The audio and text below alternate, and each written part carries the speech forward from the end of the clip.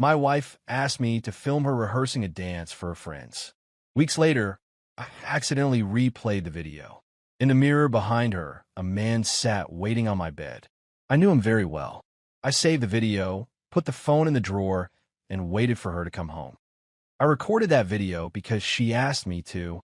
One Tuesday afternoon, Sunsols came into the living room with her phone in her hand and told me she needed me to record her rehearsing a dance to send her friends.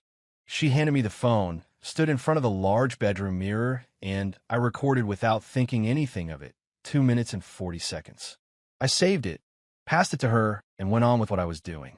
I didn't think about that video again until that November afternoon. Weeks later, when I was looking for a photograph in the camera roll and the video started playing on its own, I was going to close it. I had my thumb over the screen. Then I saw something in the mirror in the background that left my arm frozen in the air. I paused, zoomed in on the image, zoomed in again. And the man who appeared in that mirror, sitting on my bed with relaxed shoulders and crossed legs, looking at his own phone with the calm of someone who is completely in his element, was Gonzalo, my best friend of 27 years, my son's godfather. Before we continue, subscribe to the channel and tell us in the comments what city you're watching us from. My name is Ernesto Villanueva Ramos. I'm 52 years old. I've been married for 24 years to Sunsols Medrano's wife Fuentes, who is 48. I work as an industrial quality control supervisor at a factory on the outskirts of Salamanca, a position that took me 20 years to get and that forced me to learn to see what others don't see. Small deviations, errors hiding within seemingly normal processes, inconsistencies the untrained eye overlooks because the whole thing looks right. That's what I've been doing for decades, looking for what's wrong in places where everything seems to be in order. I never imagined that this same instinct, fine-tuned over so many years between shifts and forms of defective parts, was going to be the only tool I had left when the flaw wasn't in any machine. That November afternoon was a Saturday. Sunsols had gone out to do the grocery shopping. The house was silent, that heavy silence of autumn afternoons in Salamanca, when the light fades early and you stay still without really knowing what to do with your hands. I was looking for a photograph of my sister Consuelo's last birthday, which she'd asked me to send her for an album she was putting together. I was scrolling back through the camera roll among photos of work meetings, factory images, screenshots of emails I'd archived, so I wouldn't lose them, when my fingers slipped on the screen and opened a video of Sunsols dancing. I watched the first few seconds without paying attention. I knew her by heart in that video. She'd put on a blue t-shirt, wore her hair tied back with a hair tie she was always losing, and danced with that serious concentration she had when she did something that mattered to her. The music was a song that played a lot that summer on the car radio. I still intended to close the file, to go back to looking for Consuelo's photograph. But then my eye, that's been trained for 2 decades to detect what doesn't fit, went on its own to the background of the image toward the mirror. There was something in the mirror that wasn't part of Sunsols' dance. A shape, a seated silhouette, someone who was in that bedroom while she danced, someone I hadn't seen when I recorded the video because I was looking at the screen, focusing on Sunsols, without moving the framing a single millimeter. A presence that had been there for the 2 minutes and 40 seconds the recording lasted, and that I saved without knowing I was saving it. I paused the video, my thumb didn't tremble. That surprised me later when I remembered it calmly. It didn't tremble because I didn't know what I was looking at yet. The brain takes a second longer than the eyes to process things it doesn't want to process. I zoomed in on the image with 2 fingers. Then I zoomed in again. The resolution lost quality. The pixels opened up, but the shape was still there, clear in what mattered. A person sitting on the right side of my bed. A man, broad shoulders, dark long sleeve shirt, phone in hand, looking at the screen with the tranquility of someone waiting without impatience. Legs crossed in that specific posture I'd seen thousands of times, his right ankle resting on his left knee. A gesture so particular that I'd have recognized it in any blurry photo in the world. I recognized him before seeing his face. I recognized his shoulders. I recognized his posture, and I recognized the silver wedding band on the ring finger of his left hand, that thick, unadorned band that Gonzalo had worn since his own marriage and that I'd seen in thousands of handshakes, in thousands of toasts. in thousands of pats on the back during 27 years of friendship. Gonzalo Suarez Pedraza, 50 years old. The man who was at my wedding, the man who held my son Adrian on the day of his baptism, while the priest poured holy water on him, and I got clumsy with emotion by his side. The man I called a January night 15 years ago when my father died, and I didn't know how to tell son Sauls, and who drove from the other side of the city at 11 at night without asking me a single question. The man with whom I'd shared 27 years of confidences, dozens of problems half solved between 2 beers and conversations that dragged on without either of us looking at the clock. That man was sitting on my bed. He wasn't hiding.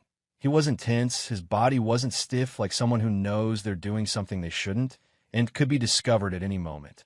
He was sitting with a calmness that hit me harder than anything else I saw in that video. His shoulders completely relaxed, his body weight distributed backward, leaning against the red pillow that son Sauls and I bought at a craft fair in Avila more than 10 years ago. A decorative pillow she chose because she said the bedroom needed more color. That pillow was now behind Gonzalo's back while he waited for son Sauls to finish dancing.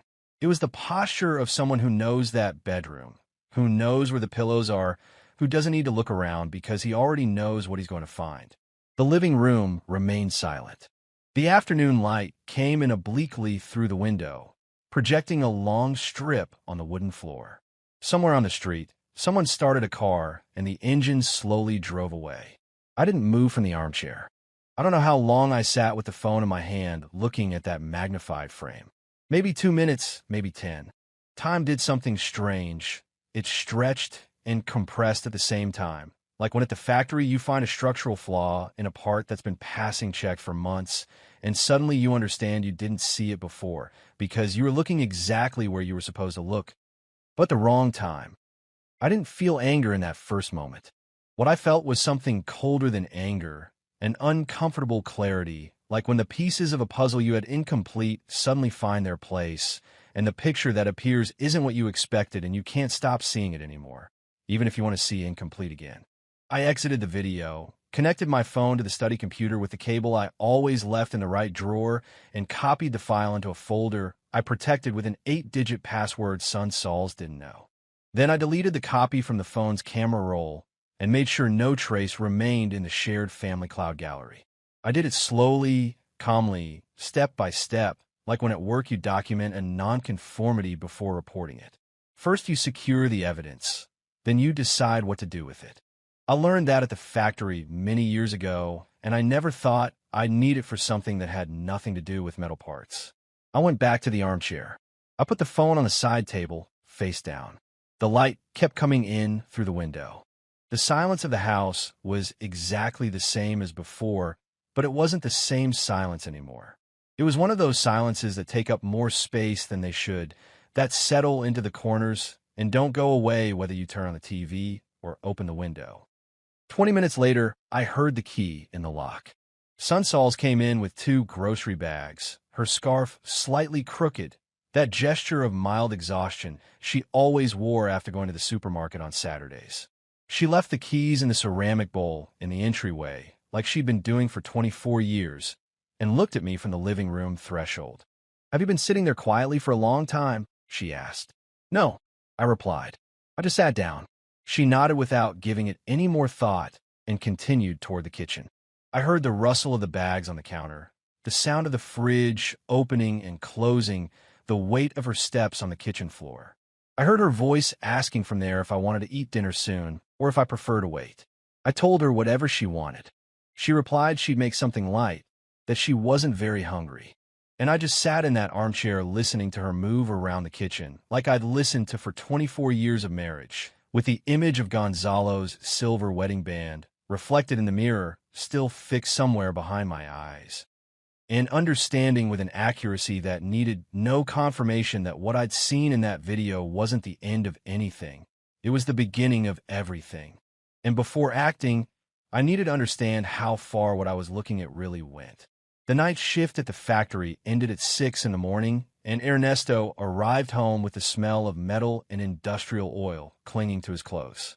That specific smell that son Sauls said never entirely went away, even if she washed it 3 times.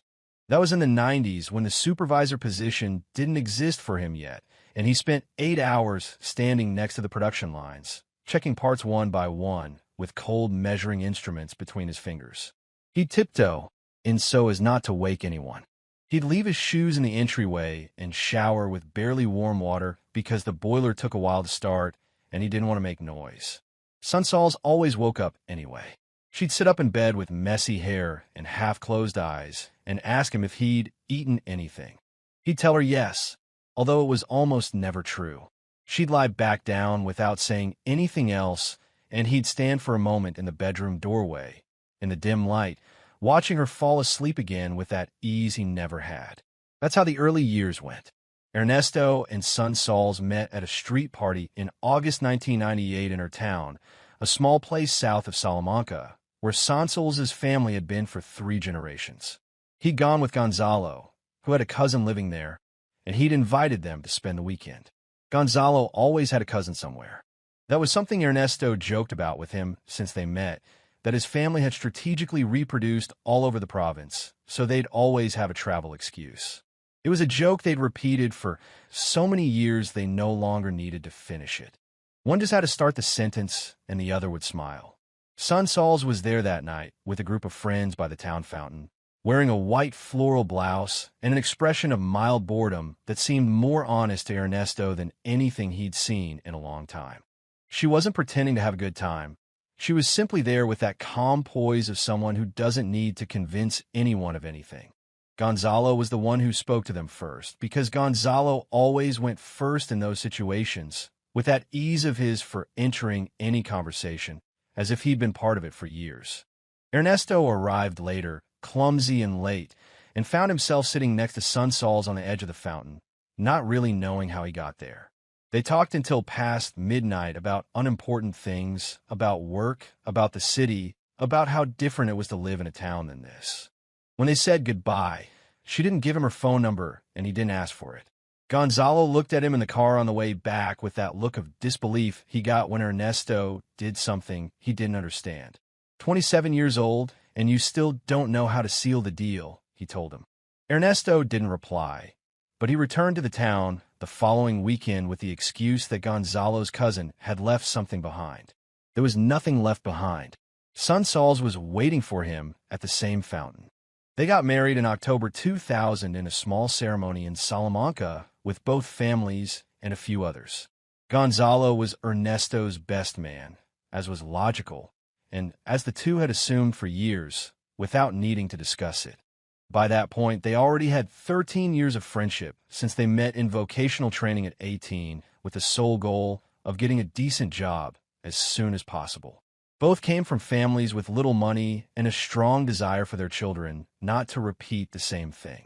That united them more than anything else, that shared understanding of what it cost to build something from the bottom. The first years of the marriage were financially difficult, in a way that today, looking at them from a distance, Ernesto recognized as formative. The country was coming out of the 90s crisis with a hangover.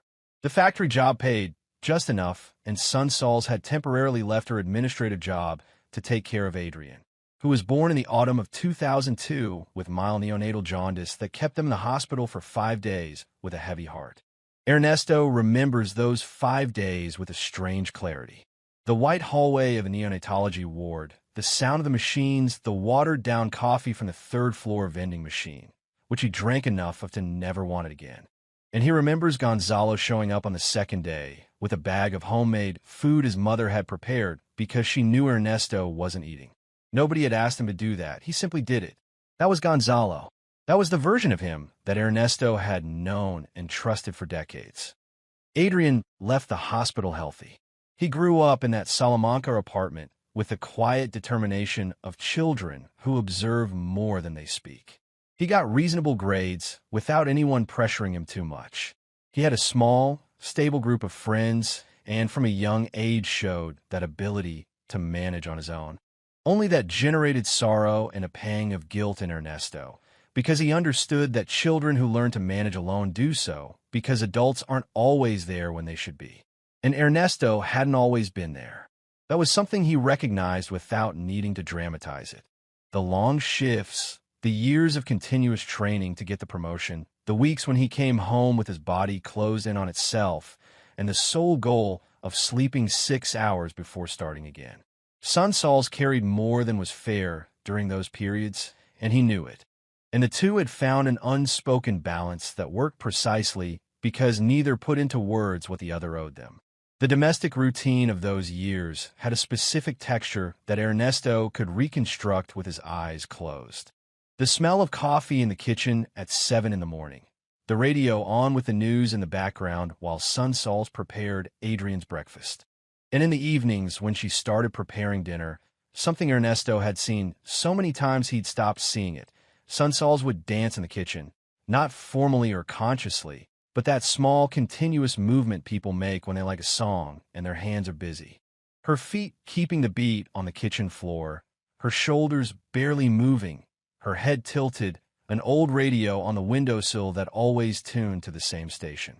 It was something so daily, so hers, that Ernesto had incorporated it into the inventory of things that made up the home without assigning it any special weight. It was just Sun Tzu's dancing while she cooked. It was just one of the things she did. He never imagined that this same gesture filmed in a bedroom weeks ago was going to be what changed everything. Gonzalo, for his part, remained a constant and frictionless presence in their lives during all those years. He came over for dinner every few weeks. He played with Adrian when he was little with that patience Ernesto sometimes silently envied, because Gonzalo had a natural ease with children that he couldn't quite find. When Adrian turned 3 and Sun Tzu's organized a small party at home, it was Gonzalo who blew up balloons for 40 minutes straight without complaining. When the boy went through that phase at 7 or 8, when he only wanted to talk about football, it was Gonzalo who sat with him to watch the matches with an attention that Ernesto, who'd never followed football with much enthusiasm, couldn't match. There was a moment from that time that Ernesto remembered sometimes for no apparent reason. A winter afternoon, Adrian must have been 9 or 10. The three of them were watching something on television, and Sun Tzu's came in with 3 mugs of hot chocolate and handed them out, sitting between the two men with the naturalness of someone who occupies exactly the place where she belongs. Gonzalo said something that made everyone laugh, one of those comments of his that arrived at the exact right moment. And Ernesto remembered thinking in that instant that this was what he had, a life built with patience and without great fuss that worked because the pieces fit together. It was around that time, about 12 or 13 years ago, when Ernesto gave Gonzalo a copy of the apartment key. They'd had a minor incident. Sun Tzu's had locked her keys inside, and Ernesto was 2 hours away from Salamanca for work. They had to call a locksmith who charged an amount that irritated them both. The following week, Ernesto made a copy and gave it to Gonzalo. Just in case anything happens, he told him, "You're always around here." Gonzalo took it without giving it any importance and kept it on his keychain. Nobody ever spoke of that key again. As for work, those same years of marriage were the ones of Ernesto's professional consolidation. The promotion to supervisor came in 2008 after an internal crisis at the factory that left several positions empty all at once, and Ernesto as the natural candidate, due to seniority and a track record of control reports that his direct boss defined in his evaluation as methodical to the point of being uncomfortable. It was a compliment and an observation at the same time. Ernesto knew it. He'd spent years developing the habit of writing down in a small pocket notebook any pattern he observed in the processes, dates, figures, frequencies, deviations, not because anyone asked him to, but because his head worked better when things were written and ordered. The notebook changed every time it filled up, always the same model, always in the inside pocket of his work jacket. That was the man she found that November afternoon, sitting in the armchair with the phone in his hand. A man with 24 years of marriage, a job he understood as a responsibility, and a best friend he'd loved like a brother since he was 18. A man who thought he knew the exact contours of his own life. What he still didn't know was how long he'd gone without seeing the details.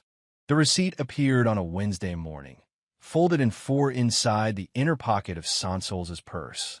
Ernesto wasn't looking for anything in that purse.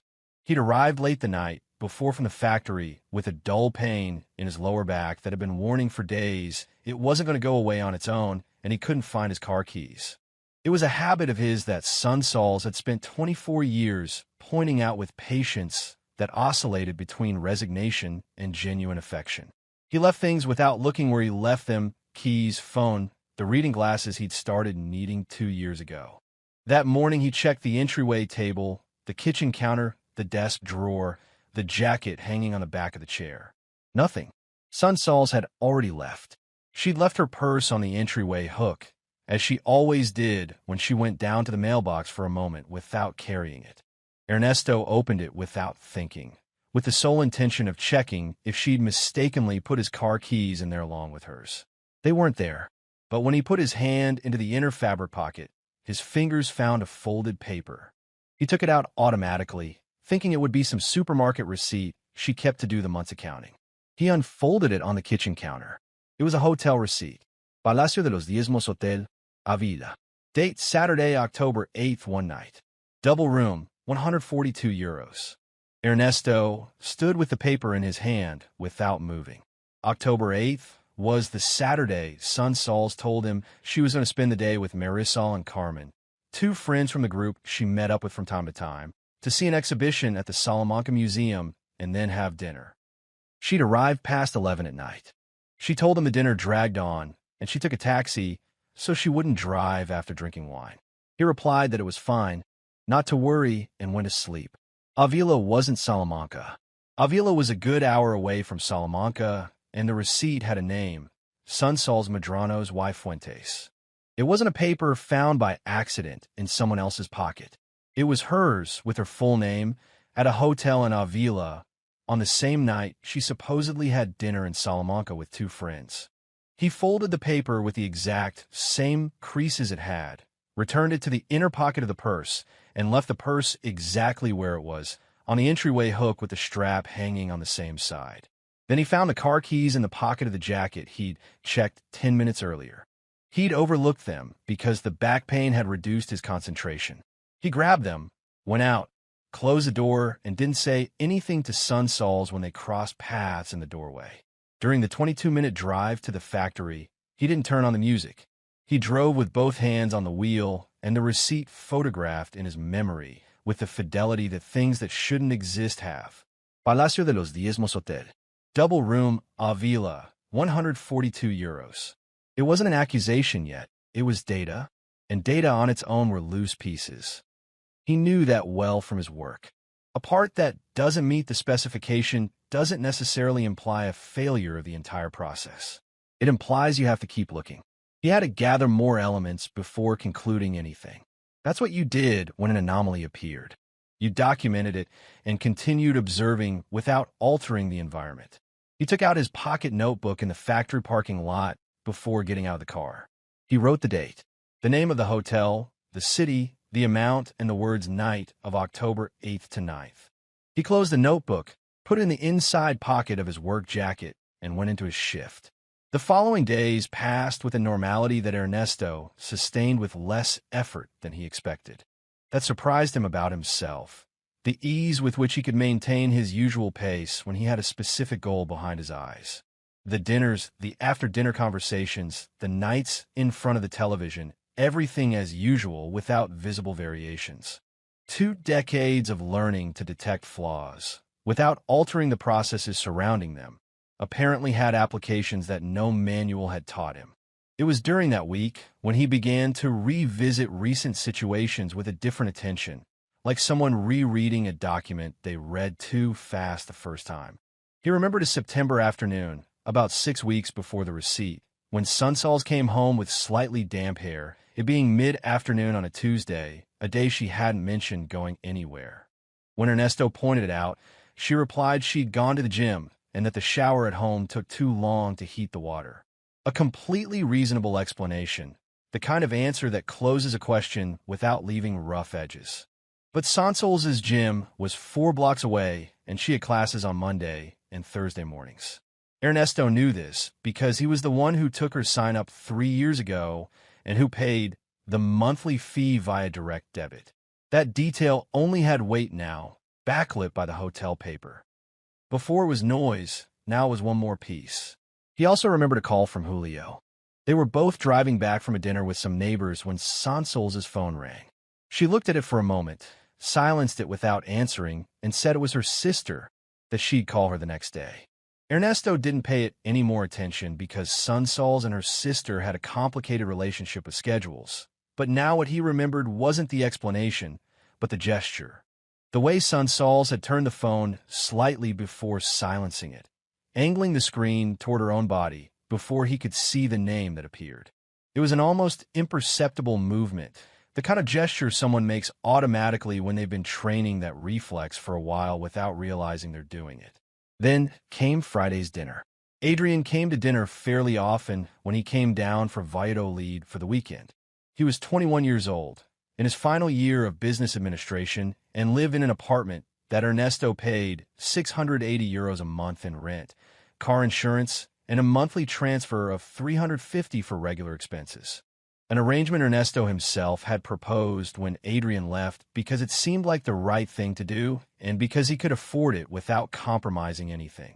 Adrian was a reserved boy with that economy of words that the two men in that house shared, and that Sansol's sometimes pointed out, saying that living with two mutes ended up exhausting her.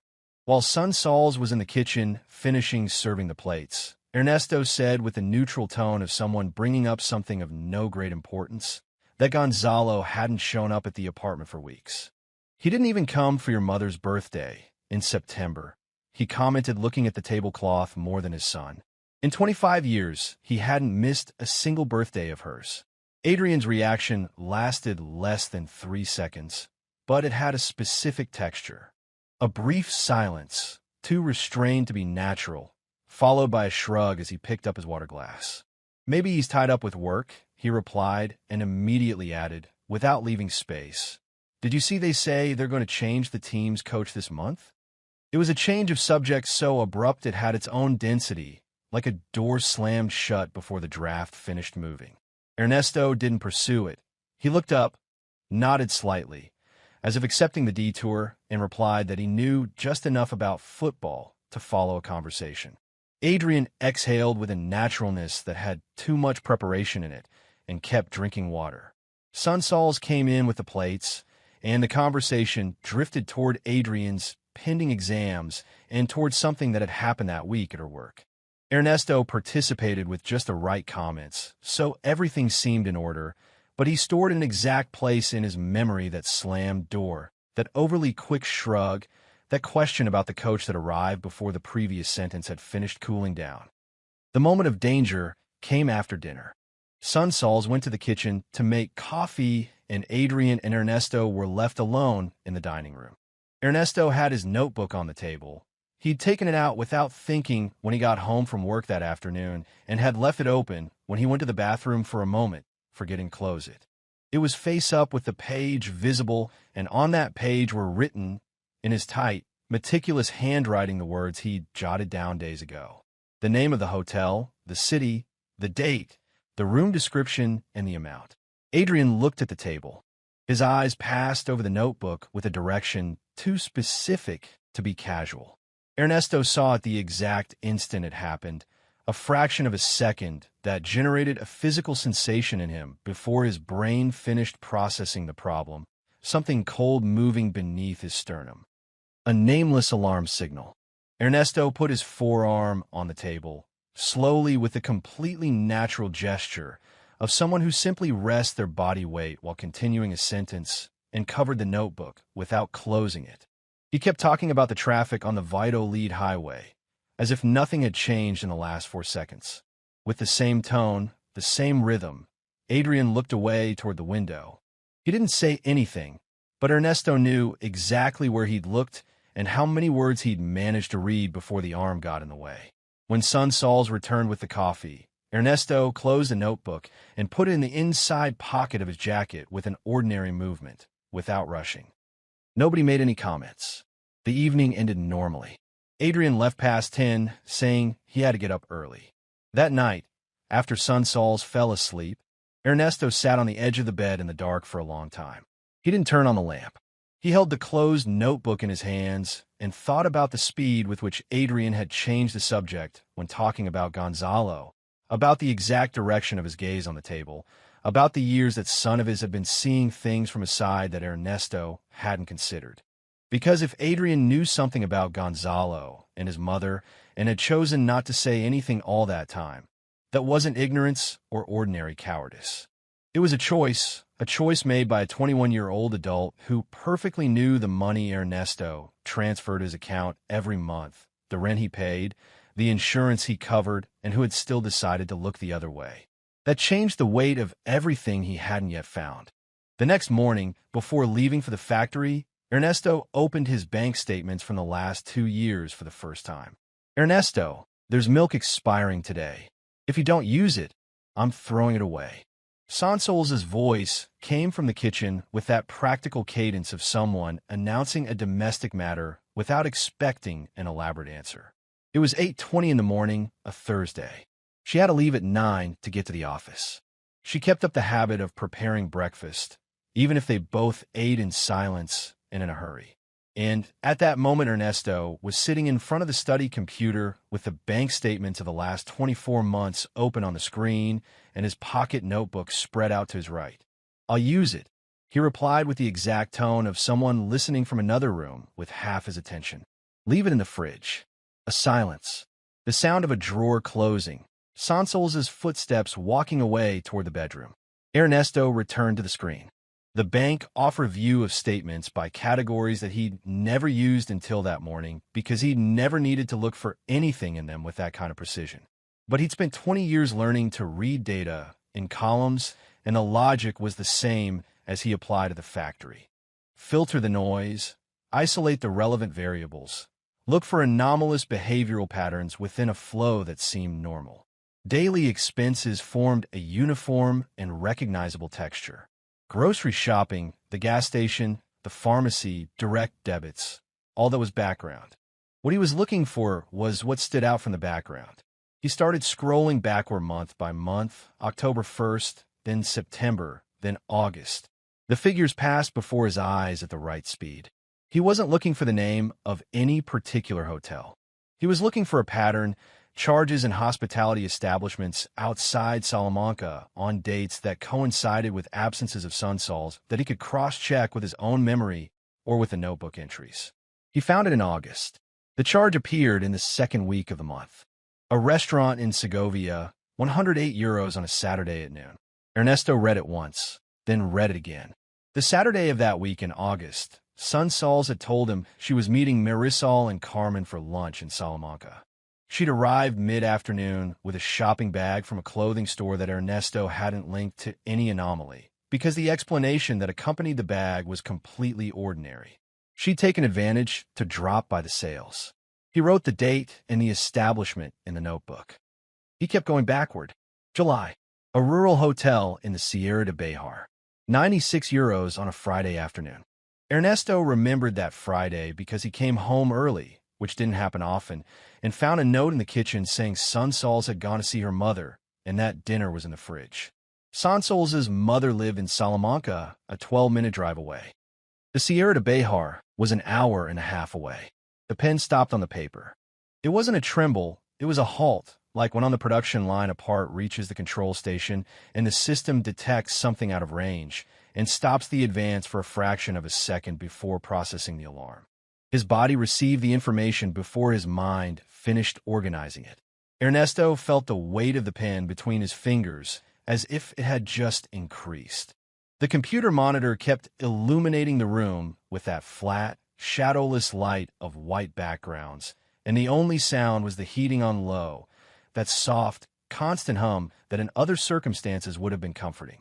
His gaze went to the year heading the July column, then to August's, then almost unintentionally to the blank space in his own notebook where the previous dates waited. And what the eye found before thought formulated, it was a regularity, not an isolated charge, not two separate coincidences, a discrete and consistent cadence that repeated with the frequency of something that's part of an established routine. An expense outside Salamanca every 3 or 4 weeks, always a Friday or Saturday, always in hospitality establishments, rural hotels, or restaurants of a certain category. Never excessively priced, never so low as to raise suspicions on a shared statement. The average amount he was building in the notebook column was around €100 per occasion. Nothing that seemed extraordinary in a normal monthly expense, nothing that triggered any alarms if looked at superficially. Only when those items were isolated from the rest and ordered chronologically did they appear as what they were, not loose expenses, but a fine, deliberate architecture designed not to be seen. He kept scrolling back. June, 2 charges, a hotel in Salamanca. Not their neighborhood, another hotel, €64 on a Friday night, and 4 days later a restaurant also in Salamanca, €83 Tuesday at noon, a workday when Sunsol said by message she'd eat near the office because she was very busy. May, a charge in Avila, a different establishment from the receipt he'd found in her purse, €116 Saturday.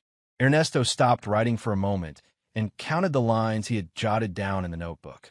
17 entries in 5 months. It wasn't a recent affair. It wasn't something that had started a few weeks ago with the hesitation of new. It was a mature, well-oiled pattern, comfortable with itself. The behavior of something that's been working for a while and has found its cruising speed. He gripped the pen harder without realizing it. He kept going backward. April, March, February of the same year, the charges kept appearing with the same cadence, same type of establishment, same days of the week, same amounts within a range that didn't vary significantly. It was methodical, it was almost professional in its discretion, and that, more than anything else he'd found up to that moment, was what generated a new sensation in Ernesto, different from everything before.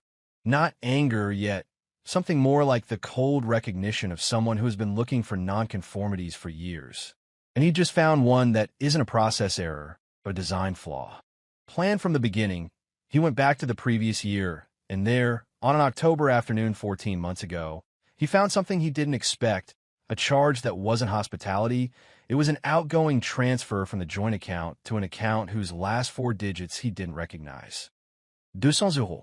The concept field blank. Ernesto looked at the final digits of that destination account, then looked at them again and opened a new tab in the browser to log into online banking with his personal credentials. He needed to know if that account appeared in any other transaction. That's when he heard the footsteps. They weren't Sansol's footsteps going toward the door with her coat on, which had a specific rhythm, the sound of the small heel against the hallway floor. There were slower footsteps that stopped, that approached in the direction of the study. Ernesto closed the bank tab in a single movement and opened instead a folder of work documents he had on the desktop, production reports from the previous week he had to review anyway, and whose presence on the screen was completely justifiable. He did it without taking his eyes off the screen, without changing his body position, without any gesture that marked the difference between what was on the screen 4 seconds ago and what was there now. The study door opened. Sunsols peeked in with her coat already on and her purse on her shoulder. She looked at him for a second. "I'm leaving," she said. "You have an afternoon shift today." "Afternoon, yes. I go in at 3. She nodded. Her gaze passed for an instant over the computer screen, in that distracted way someone looks at something they have no reason to be interested in, and then returned to him. "Are you eating at home then?" "Yes. There's yesterday's pasta in the fridge." "Good." Sunsols disappeared from the doorway. Ernesto heard her footsteps walking away toward the entryway, the sound of the ceramic bowl when grabbing the keys, the click of the lock, and then the silence of the apartment suddenly recovered, clean and without witnesses. He exhaled slowly. He hadn't been aware of holding his breath until he let it out. He waited 3 minutes before returning to online banking. It was a reasonable time to ensure Sunsols hadn't forgotten anything and was coming back up. He looked at the clock in the corner of the screen without really reading it, because what he had in his head wasn't the time, but the 4 digits of that destination account, and the question of whether the €200 transfer from 14 months ago was an isolated event or the first trace of something different from the hospitality expenses he'd been cataloging. When he reopened the statements and looked for that specific account among all the transactions of the last 2 years, he found it wasn't the only time it appeared. It appeared 6 more times, always the same account. always between 150 and 250 euros. Always with the concept field blank or with a single word that said nothing. Miscellaneous. Management. On one occasion, simply a dash. The dates didn't follow the same cadence as the hospitality expenses. They were more irregular, more spaced out, as if they responded to a specific need rather than a fixed routine. 7 transfers in 24 months to an account Ernesto didn't recognize, whose owner he didn't know, whose reason for existing in his statements had no explanation he could construct. He copied the 4 digits into the notebook below everything else and circled them. That afternoon, before starting his shift, he went by his bank branch. He told the teller he needed to verify an old charge on his account and that he didn't recognize the destination entity of a transfer. The teller checked the data with the professional neutrality of someone who has processed thousands of identical queries and informed him that the destination account belonged to the same banking entity. But to get information on the owner, he'd need formal authorization or a judicial request. Ernesto thanked him for the information, put away his notebook, and went out to the street. He still didn't know under whose name that account was registered, but he did know there was someone on the other side of those transfers, someone who received money from his marriage's joint account in discrete amounts and with no declared concept for at least 14 months, and that someone, whoever it was a piece the hospitality charges didn't explain on their own.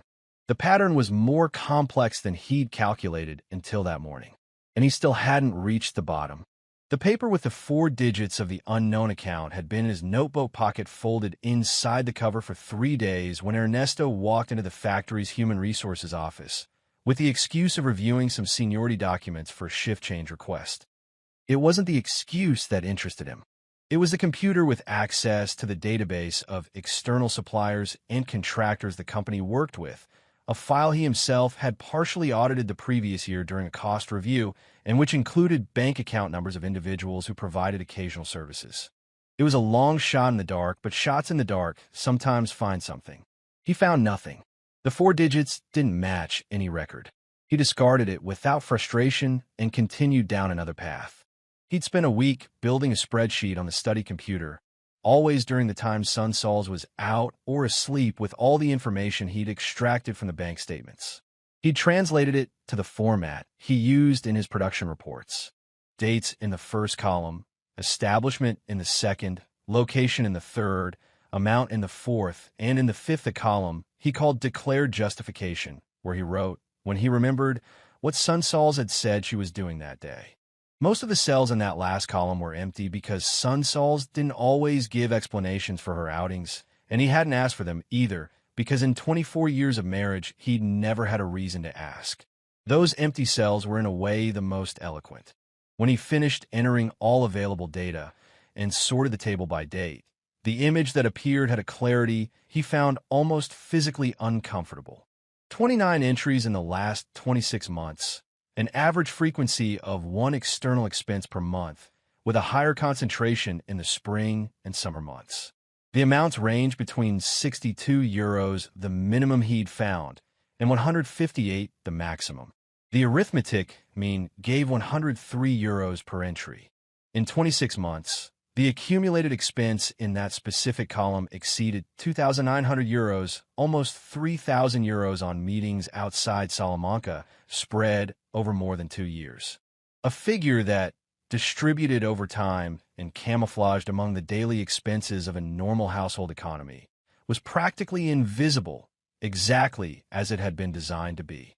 And to that figure, he'd have to add the 7 transfers to the unknown account, which totaled 1,130 euros more. Ernesto closed the table, saved the file with a name that said nothing, part revision Lotnov, and protected it with the same password as the video. Then he stared at the blinking cursor on the screen for a moment. He wasn't calculating the money. That wasn't the number weighing on him. What he was measuring was the time. 26 months, more than 2 years of a structure functioning without a single visible flaw, without a single crack that will have reach him on its own. If it hadn't been for a video recorded at her request with her own phone in his own house, he'd still know nothing. That wasn't carelessness on Sansol's part, it was trust. She trusted for over 2 years that he wouldn't look, and she was right. He hadn't looked. The next step required an outsider. Ernesto knew this since he found the 4 digits of the unknown account, because that was a line he couldn't cross alone without leaving a trace or making a mistake that would alert Sunsols that something had changed. He needed someone with access or the means to obtain information he couldn't get through usual channels without raising questions. He searched for 2 afternoons on the internet carefully, using the browser in private mode and from his work computer, not his home one. He searched for family law firms in Salamanca, read reviews, checked websites with the same methodology he used to review machinery spec sheets. He was looking for something specific, someone not known in his circles, who had documented experience in divorce proceedings with asset investigation, and who wasn't linked to any name Sunsols might recognize.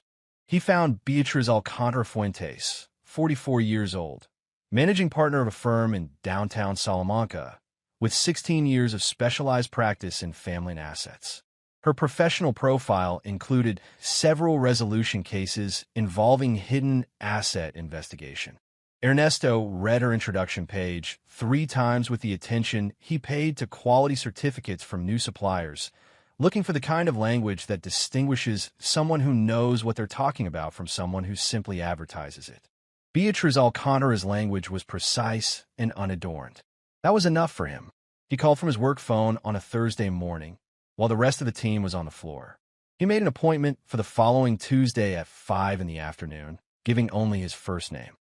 The receptionist didn't ask additional questions. Meanwhile, the investigation by his own means continued. He took advantage of Saturday, when Sunsols went to see her mother, to physically check the filing cabinet where they kept household documents. He wasn't looking for anything in particular, but something that didn't fit. The kind of documentary anomaly they called third-category evidence at his work. Not direct proof, but an element whose presence or absence is significant in the context of the whole. He found 2 things he noted down. A business card from a hotel in Avila different from the receipt he'd found in the purse weeks ago, tucked behind some router instructions, and a small printed photo showing Sunsols in a garden Ernesto didn't recognize, holding a glass and wearing an expression that wasn't the one she wore when she knew she was being photographed. The photo had no date written on it. Ernesto photographed it with his phone and put it back in its place. On Tuesday at 5, he walked into Beatriz Alcantara's office. She was a woman of compact presence, with short dark hair and thin-rimmed glasses she took off and put on as she spoke, as if she used them more to think than to see. Ernesto laid out the situation in the order he had it organized in his notebook. The video, the hotel receipt, the statements, the table he'd built, the transfers to the unknown account. He handed her the notebook, open to the first page of notes. Beatriz Alcantara read it in silence, turning the pages carefully without interrupting him once.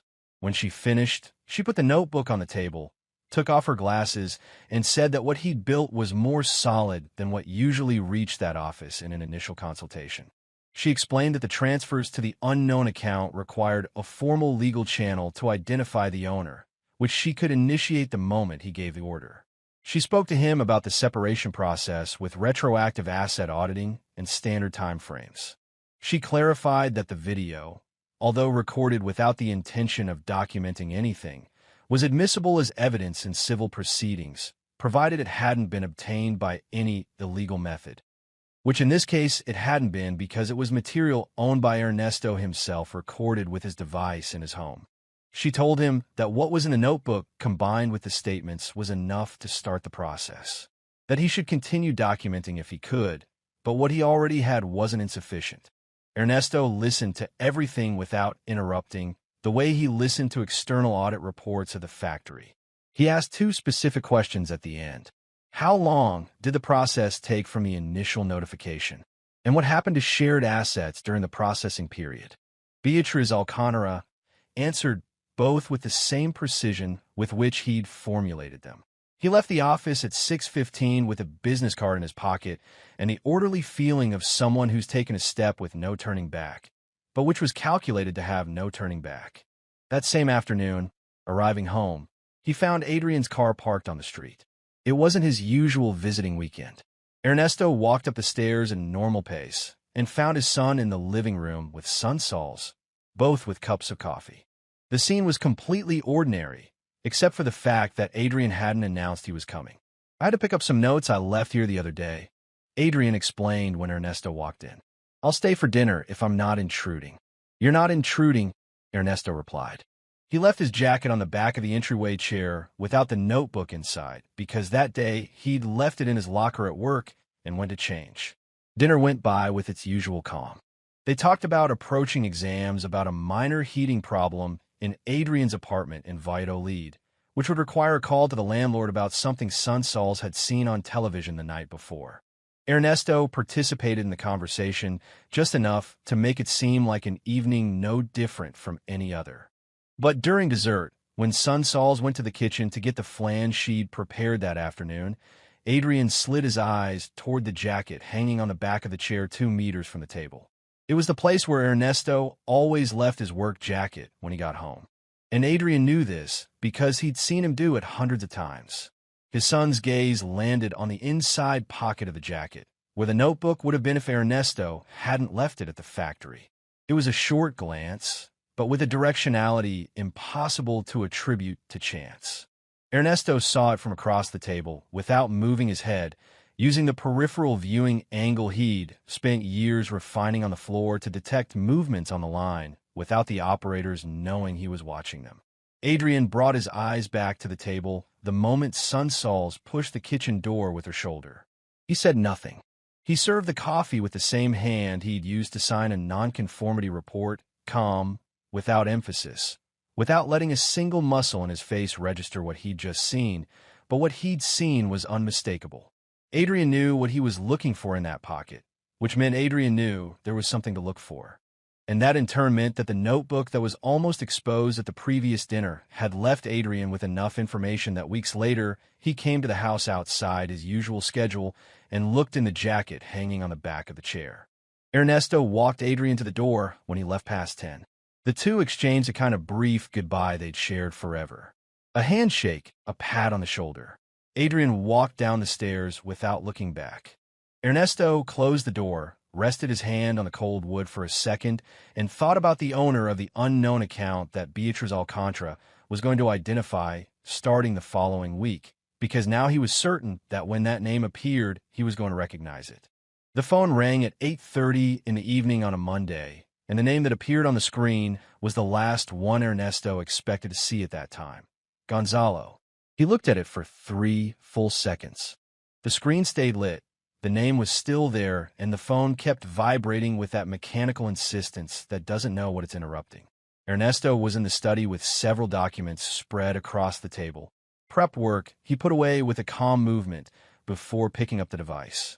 He inhaled once, answered, "Ernesto, man, how are you?" Gonzalo's voice was exactly the same as always. That slightly relaxed tone with that familiar cadence Ernesto had recognized since he was 18 in any context, in a bar, at a funeral, in the municipal pool locker room where the two had gone for a season in the 90s. A voice carrying nothing because it didn't know it had anything to carry. "Good," Ernesto replied. "Here, reviewing some work papers. Same as always. Listen, I haven't seen you in weeks. How are things? Sunsols and the boy all good? Adrian's dealing with final exams. Yeah, time flies. Listen, I want to propose we have lunch together someday this week, or next at that place on Pozo Amarillo Street. We still haven't gone." The living room across the hall was silent. Sunsols had stepped out for a moment to a neighbor's house and wouldn't be long. Ernesto calculated that detail with the same part of his brain that kept listening to Gonzalo's voice. Proposing a day and time to eat together as if the last 26 months didn't exist, as if the video didn't exist, as if the table with 29 entries didn't exist, as if Ernesto didn't know exactly what that voice on the other end of the phone was right now. "Next week works better for me," Ernesto said. "I have a shift change this week. Next week then, Tuesday or Wednesday, whatever fits. Tell me Monday what's best for you." "Perfect. Listen, and give Sunsols a hug for me. It's been a while since I've seen her." Ernesto took exactly the same amount of time to answer that he would have taken any other day of the last 27 years. "I'll tell her."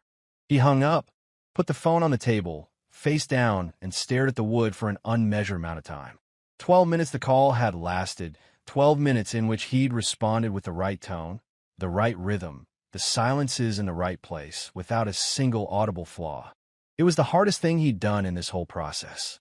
Harder than opening the statements, harder than sitting across from Beatriz Alcantara, harder than having dinner with Adrian knowing what he knew, because with the statements and the law firm and the dinner, he hadn't had to use the voice of friendship as an instrument of containment. That night he didn't sleep. Sonsoles fell asleep past midnight, and Ernesto stayed in bed staring at the ceiling for 40 minutes before accepting that sleep wasn't going to come. He got up without turning on any light, put on the clothes he had on the chair, and went out to the balcony. It was cold, that dry November cold in Salamanca that gets into your bones quietly without warning. He leaned on the railing with his hands shoved in his pockets and looked at the empty street for a while without thinking of anything specific. Then he thought of everything.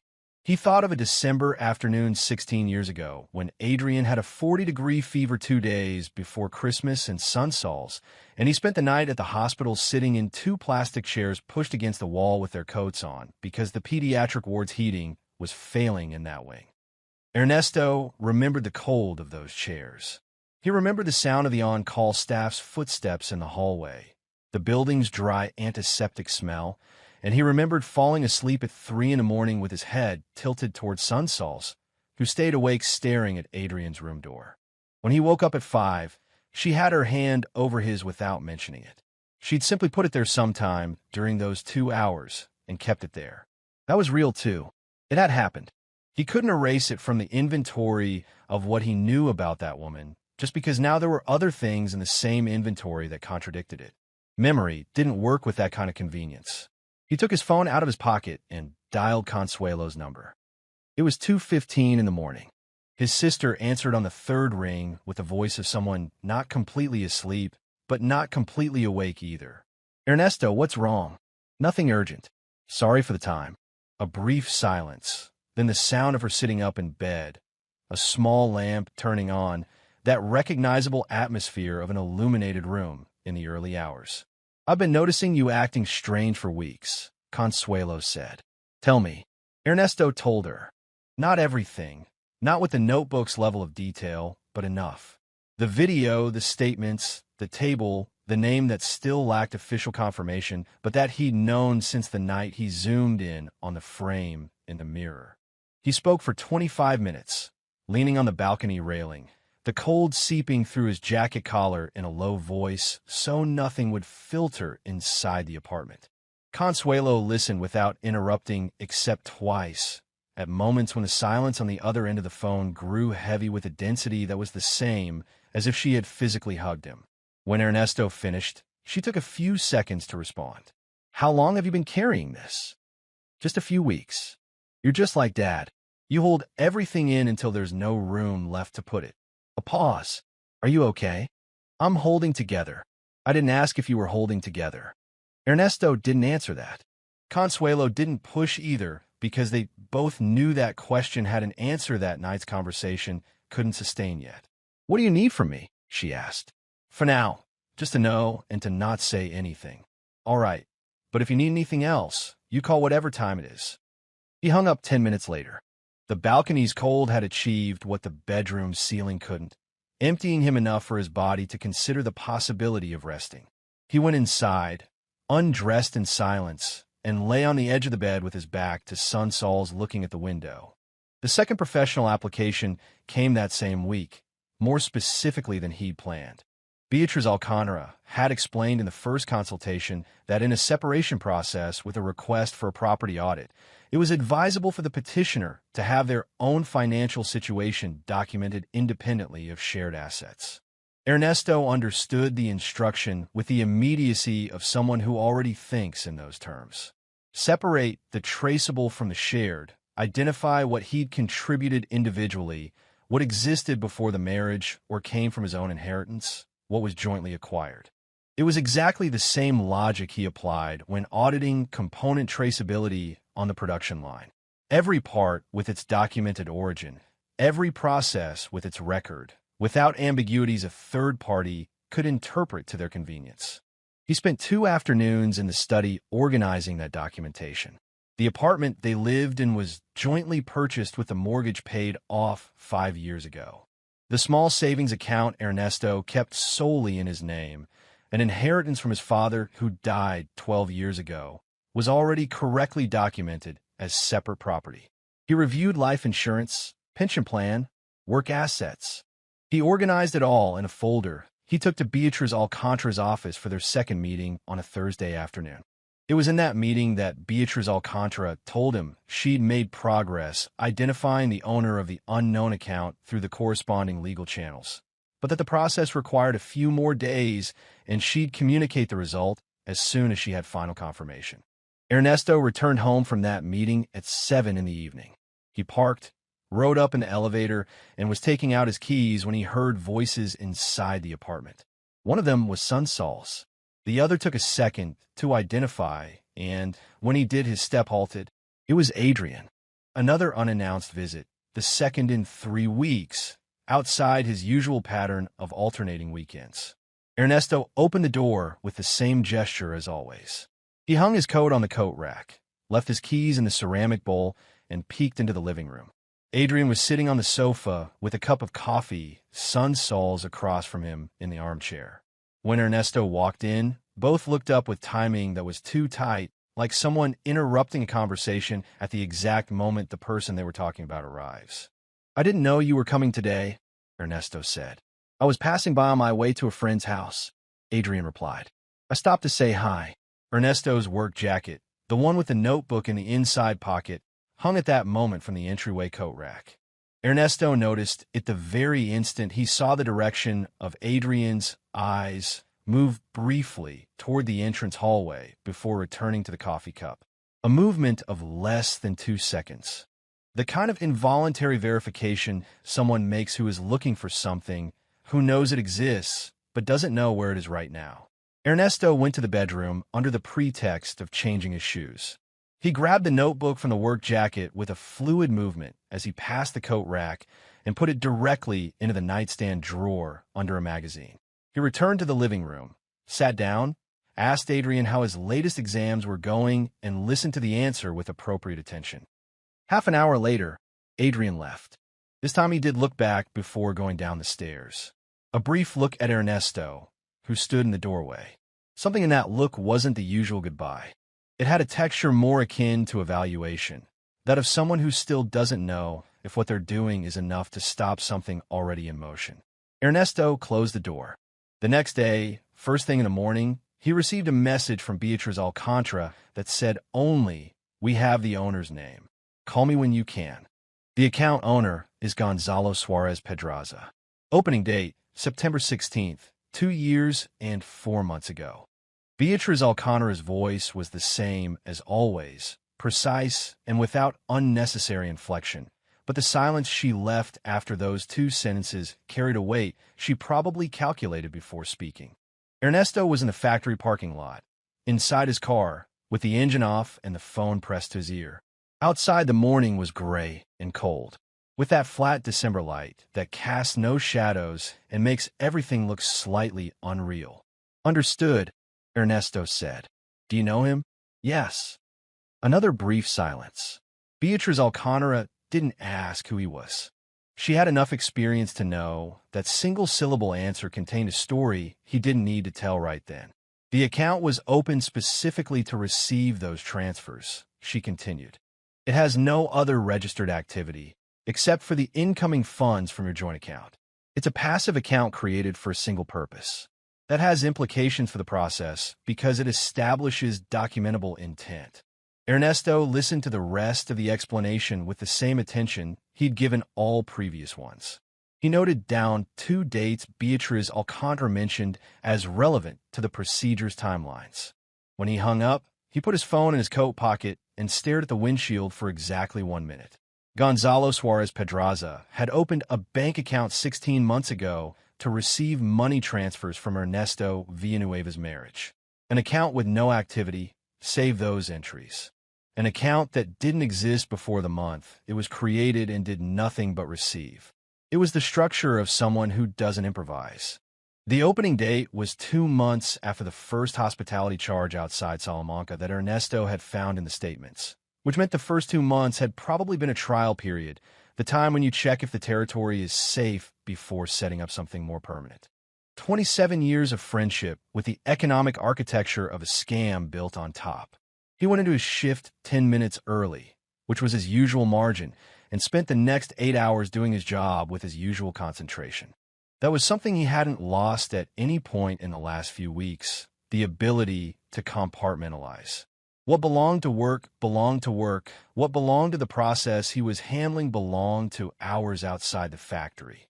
The two compartments coexisted without cross-contamination because Ernesto hadn't allowed any leakage between them. It was exhausting in a way you couldn't see from the outside, but it was the only way not to make mistakes on either front.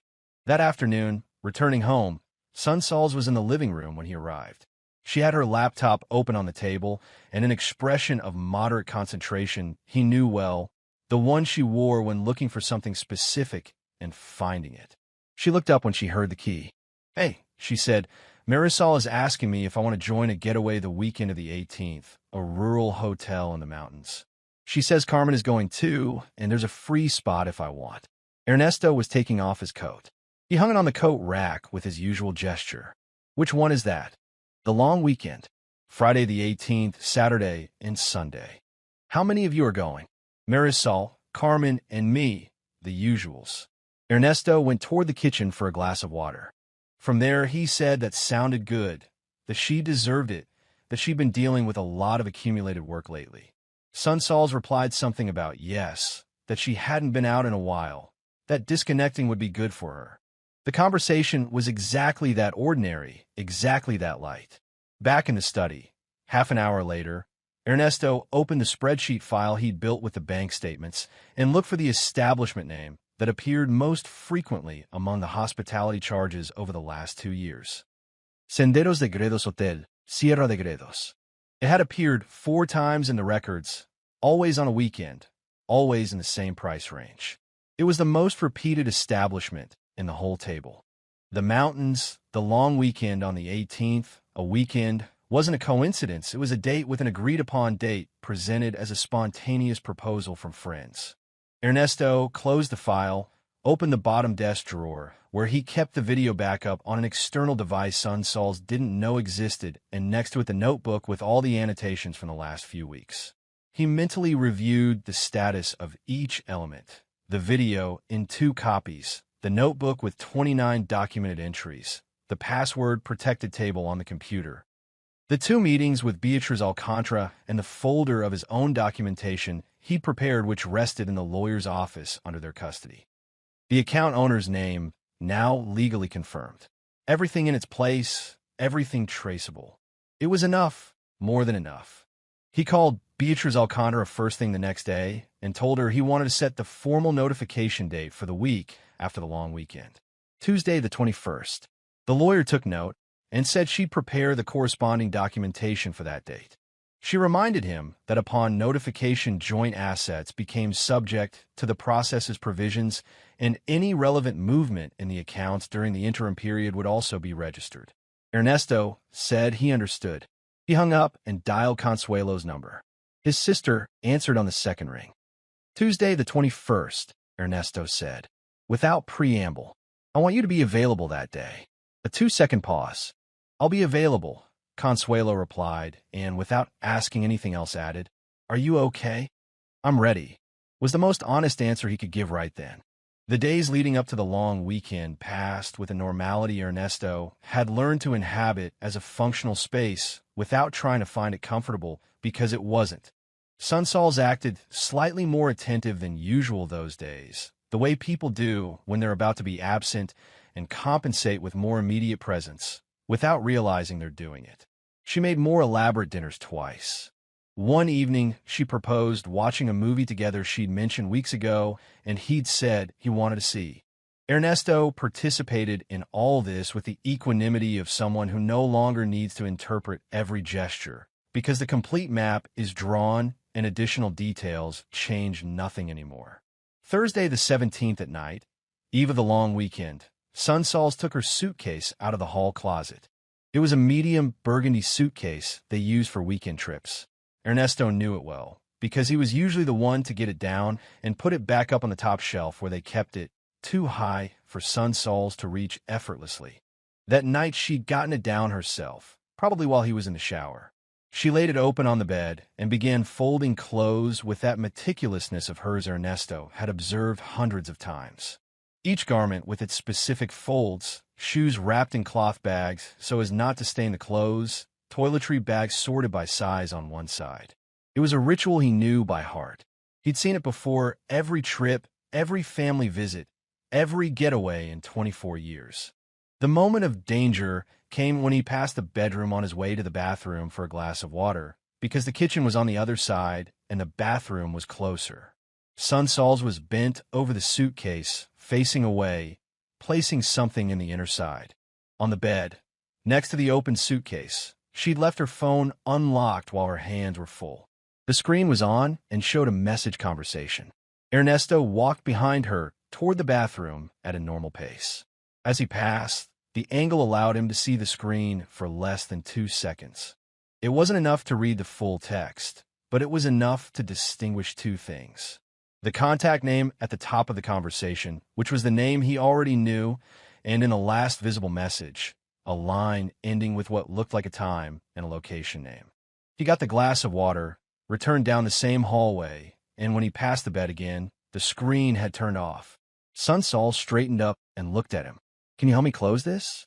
It doesn't all fit right." Ernesto approached the suitcase, placed a hand on each side of the zipper, and closed it slowly, adjusting the contents with slight pressure so the fabric gave enough. Son Sols held the other end. Her hands were 20 centimeters from his on the same suitcase. "There," Ernesto said. "Thanks." Son Sols lifted the suitcase off the floor and propped it vertically next to the closet. "I'll leave tomorrow at 9. You don't need to get up. I'm getting up anyway. I'll make you coffee." She looked at him for an instant with an expression that wasn't exactly surprise, but was close. "Okay," she said. "Thanks." That night, Ernesto waited for Son Sols's breathing to become slow and regular before getting up with his usual care. He went to the study, turned on the computer, and drafted an email to Beatriz Alcantara with a single line. Confirmation for Tuesday the 21st. Time to be agreed upon at the office. He sent it, closed the laptop, and sat in the darkness of the study for a while. He thought about the time and location he'd seen on Son Sols's phone screen. He hadn't been able to read it completely, but it was enough to know there was more to that message than simply coordinating an arrival at a rural hotel. The text's visual structure, the formatting, the line lengths suggested it was a conversation with several back-and-forth messages, not a one-way notice. What he hadn't been able to read was the content of the previous messages in that same conversation, and that was the only thing still left out of the notebook. Son Sols arrived on Sunday at 7 in the evening. Ernesto heard her from the study. The key in the lock, the weight of the burgundy suitcase dragged down the hall, the specific sound it made when propped next to the bedroom closet. He'd been alone in the apartment for 3 days. He'd used them well.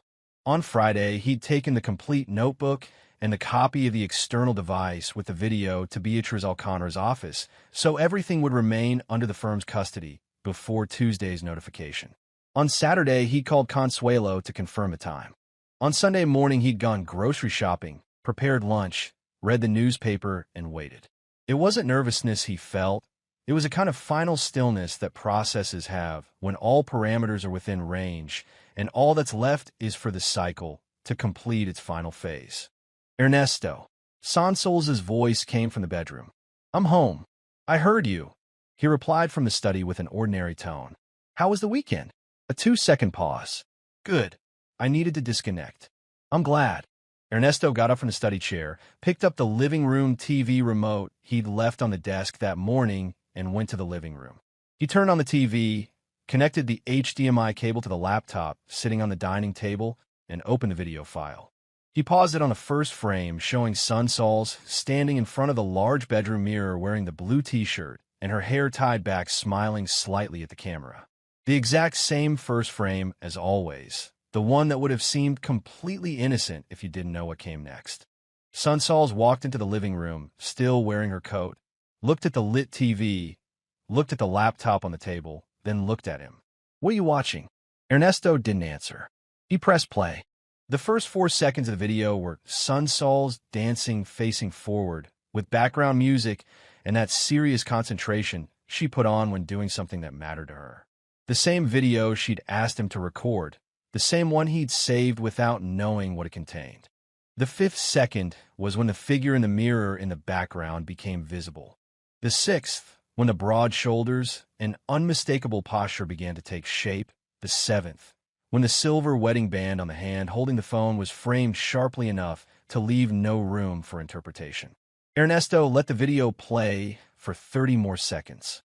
30 seconds in which Sun Sol's on the screen danced without knowing the mirror behind her was documenting everything behind that dance. And Sun Sol's in the living room watched the screen without moving, without saying anything, still wearing her coat and her purse still on her shoulder. Then Ernesto pressed pause. The living room's silence carried physical weight. The frozen image on the TV showed both of them, her dancing in the foreground and him sitting on the bed in the background, reflected in the mirror, looking at his own phone with the tranquility of someone who is in a place they've been many times. "Ernesto." Sansol's voice was low, almost without volume. "You don't have to say anything yet," he said. He went to the dining table and opened the folder he'd prepared since Friday. He pulled out the printed pages of the table, the statements marked with the 29 entries, the documentation of the 7 transfers, and the legal confirmation of the destination account owner, and placed them on the table in the same order he'd organized them in the notebook over weeks. A clean column, no drama, no fuss. The presentation of someone who has invested time putting things in the right place. Sun Sol's dropped her purse on the armchair. She sat on the sofa. She didn't touch any of the papers. She looked at them from where she was, as if approaching them would confirm something that could still remain untrue if she didn't touch them. "How long have you known?" "Since November." A long silence. "The video," she said. It wasn't a question. It was the realization of something that had worked for over 2 years and had been undone by a file saved unreviewed in a phone's camera roll. "You asked me to record it," Ernesto replied. And he added nothing else because there was nothing else to add to that. What followed were not shouts. Ernesto had calculated this because he knew Sun Sol's and knew how she processed things that overwhelmed her inwardly with that specific restraint of someone who doesn't want to give more than they have to give. There is a moment of denial, brief and unconvincing of the kind that occurs not because the person believes what they're saying, but because the brain needs that second before accepting the ground has vanished. Then there was a long silence during which Sun Sol's stared at the papers on the table without picking them up. Then a negotiation attempt so small and poorly articulated that Ernesto let it die on its own without interrupting because she had no argument to offer, since the papers on the table had answered everything before she formulated any question. "Are you going to tell me you're sorry?" Ernesto asked at some point in that conversation. Sun Sol's looked at him. "I'm sorry," she said. And it was possible it was true, in the sense that things are felt when there's no longer any benefit in not feeling them. "I know you're sorry," he replied, "but that's not what we're going to talk about tonight." He explained to her what was going to happen on Tuesday, the lawyer's name, the process that would be initiated, the timelines Beatriz Alcantara had precisely explained to him in the 2 meetings. He spoke for 10 minutes without raising his voice once, with the same tone he used to explain a nonconformity process to his team at the factory. Clear, ordered, and without emotional garnishes that would distort the information. When he finished, he told her he was sleeping at Consuelo's house that night, and that Tuesday morning Beatriz Alcantara would make the formal notification. Sun Sol's didn't try to stop him. When Ernesto grabbed the bag he'd packed on Saturday and had kept in his car trunk since that morning, she was still sitting on the sofa with her hands on her knees, staring at the papers on the table. Ernesto stopped by the bedroom for a moment, went straight to the nightstand drawer on his side, and took out the small secondary keychain where he kept the spare apartment keys. There were 2 copies. He took the first, which was his. The second, which he'd given Gonzalo over 12 years ago, explaining it was for emergencies. It was no longer in that drawer. He'd recovered it 3 weeks ago, the night Gonzalo called him to propose lunch at the Pozo Amarillo Street restaurant. Ernesto had told him the next day that yes, Tuesday worked for him. They met. They ate for almost 2 hours with the usual conversation, the usual topics, the same 27-year cadence. When they finished at the restaurant door, as they were saying goodbye, Ernesto told him with the same tone he'd used to ask for a borrowed book back that he was changing the apartment lock, because home insurance required it to renew the policy, and if he had the copy, it would be good to get it back to give to the locksmith. Gonzalo took it off his keychain without comment. He put it in his hand. Ernesto put it in his pocket. They shook hands as usual, and each went their own way. That key was now in the study desk drawer inside a sealed envelope along with a note with the date it had been recovered. Closing documentation. The next day, Monday, Ernesto called Adrian.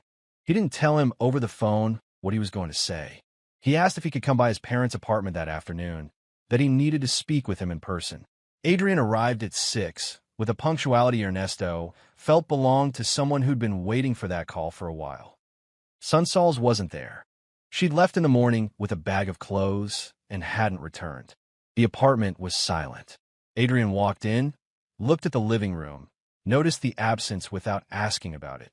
He sat on the sofa where his mother had sat the night before. Ernesto sat across from him.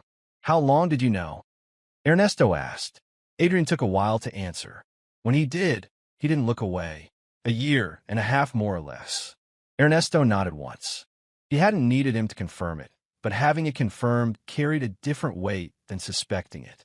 "I found out by accident," Adrian continued. "I found something on Mom's phone when she lent it to me to make a call. I didn't look for it, but you didn't say anything either." A silence. "No. Well, I paid for your apartment, your car, and your monthly expenses. For 1.5 years. Adrian didn't answer that. There was no answer for that. It was arithmetic, not argument. Ernesto pulled out the folder he had ready on the table. 3 documents he placed one by one in front of Adrian with the same calm he'd placed the statements before Sunsols the night before.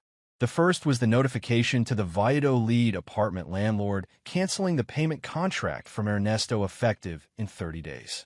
The second was the letter to the vehicle insurance, communicating the cancellation of the policy he covered with the same effective date. The third was the receipt of the last monthly transfer of €350 already made with a handwritten marginal note that said final. Adrian read all 3 documents without touching them. When he finished, he looked up. "Are you going to give me a chance to explain myself?" "You've already explained yourself," Ernesto said. 1.5 years, and you chose to say nothing. That needs no further explanation." "She was your mother," Adrian said, his voice tighter. "I couldn't. She was my wife," Ernesto replied without harshness, without raising his tone, just with the weight of what it was. "And you're my son. You both had a choice. You both made it." He stood up, grabbed his jacket from the back of the chair. Adrian remained seated with the 3 documents in front of him and an expression that held inside, something resembling realization. Even if it came wrapped in layers of justification he hadn't yet finished dismantling. Ernesto saw it, didn't name it. At the door before leaving, he stopped for a moment. "When you're ready to talk without excuses," he said without fully turning around, "you know where to find me." He closed the door, walked down the stairs, as he always did, because the elevator took too long. He went out to the street. The December cold in Salamanca was clean and direct, without the humidity that made it unbearable in other cities. He walked to his car, opened the trunk, and took out the external device with a copy of the video Beatriz Alcantara already had replicated at the office, but which he'd wanted to keep as well. He held it in his hand for a moment. 2 minutes and 40 seconds recorded on a Tuesday afternoon, because Sunsols handed him her phone and told him to record her. He did it without thinking anything, without moving the framing, without noticing what was in the mirror in the background, because he had no reason to look for it. He saved it, passed it to her, and went on with what he was doing. He put the device in his coat's inside pocket and stood by his car, looking at the street for a moment. 24 years was too long to fit on any balance sheet. He wasn't going to try. What he could name with the exact same precision, he named. Everything else was what remained standing after the rest fell. The work he'd built with 20 years of patience, the sister who answered on the 3rd ring at 2 in the morning without demanding explanations. And the certainty which wasn't comfort, but was something solid to lean on, that he'd taken every step of the last few months exactly as it had to be taken. Without shouting, without mistakes, without yielding 1 millimeter of the ground he'd built.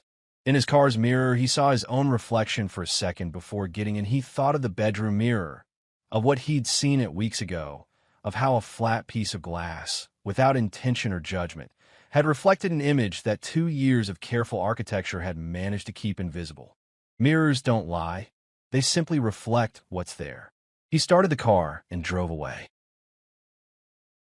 The December cold in Salamanca was clean and direct, without the humidity that made it unbearable in other cities. He walked to his car, opened the trunk, and took out the external device with a copy of the video Beatriz Alcantara. Sunsols handed him her phone and told him to record her. He did it without moving the framing, without noticing what was in the mirror in the background, because he had no reason to look for it. He saved it, passed it to her, and went on with what he was doing. He put the device in his coat's inside pocket and stood by the street for a moment.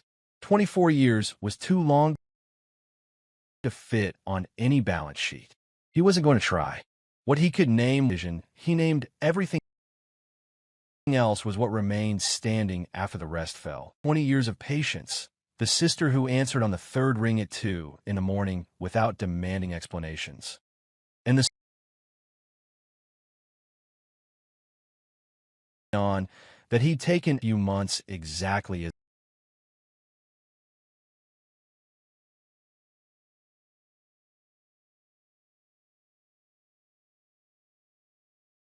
without shouting, without mistakes, without yielding 1 millimeter of the ground he'd built.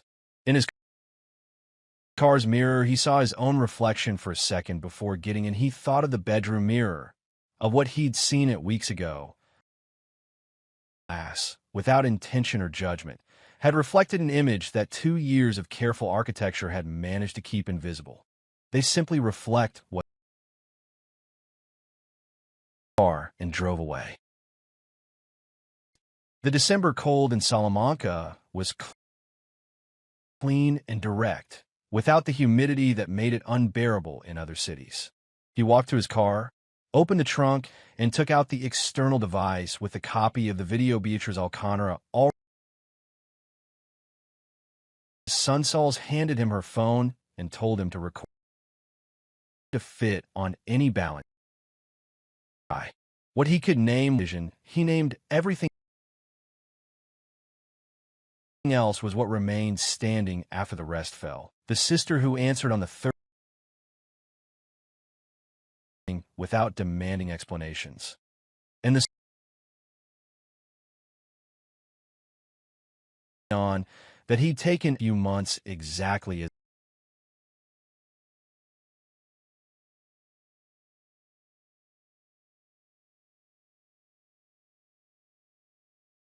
without shouting, without mistakes, without yielding 1 millimeter of the ground he'd built. In his car's mirror, he saw his own reflection for a second before getting in. He thought of the bedroom mirror, of what he'd seen it weeks ago. Without intention. The December cold in Salamanca was clean and direct, without the humidity that made it unbearable in other cities.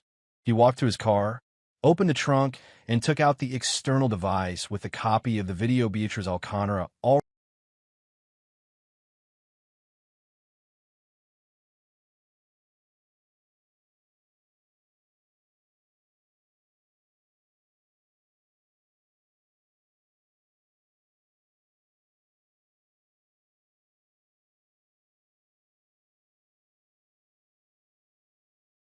Phone and told him to record to fit on any balance. What he could name vision, he named everything else was what remained standing after the rest fell. The sister who answered on the third without demanding explanations. And the on that he'd taken a few months exactly as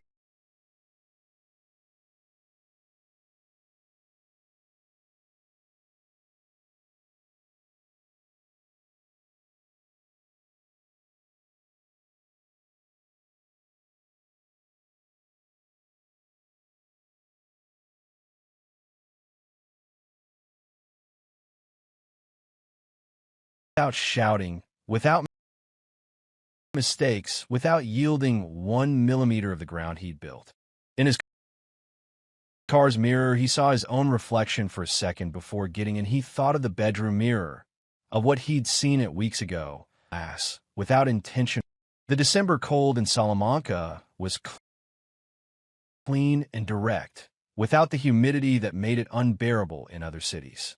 He walked to his car, opened the trunk, and took out the external device with a copy of the video Beatriz Alcantara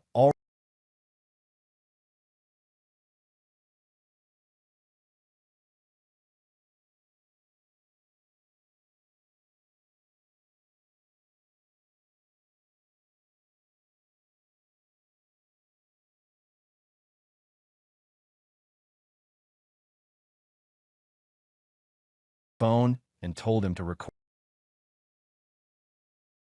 to fit on any balance. What he could name vision, he named everything else was what remained standing after the rest fell. The sister who answered on the third without demanding explanation.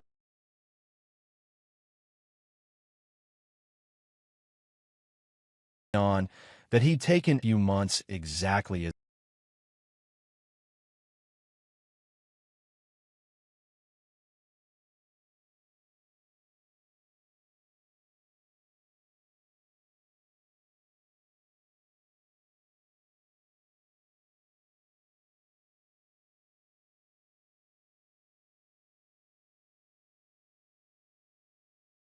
without shouting, without mistakes, without yielding 1 millimeter of the ground he'd built. In his car's mirror, he saw his own reflection for a second before getting in. He thought of the bedroom mirror, of what he'd seen it weeks ago. Without intention. The December cold in Salamanca was clean and direct, without the humidity that made it unbearable in other cities. He walked to his car, opened the trunk, and took out the external device with a copy of the video Beatriz Alcantara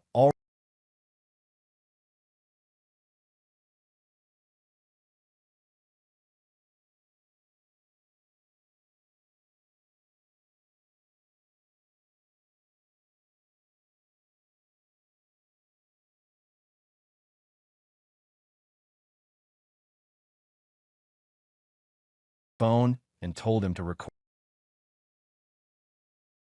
to fit on any balance. What he could name vision, he named everything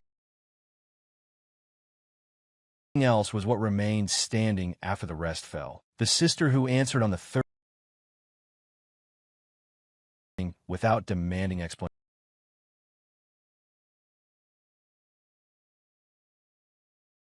On that he'd taken a few months exactly as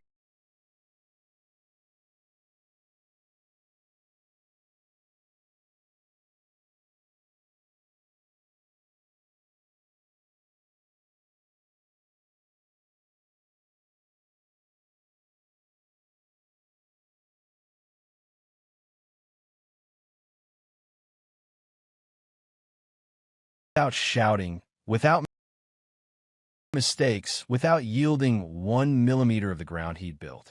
In his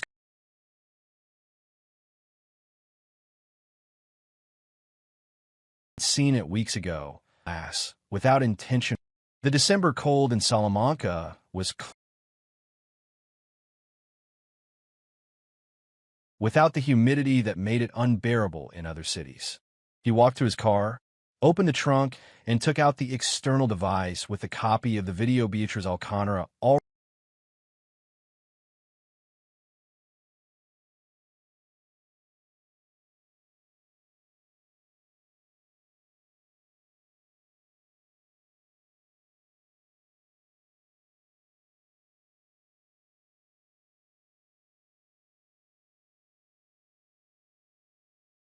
phone and told him to record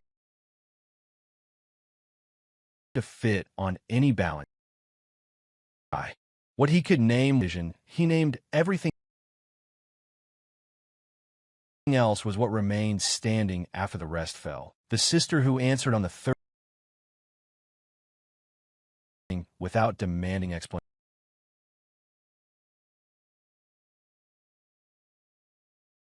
On that he'd taken a few months exactly as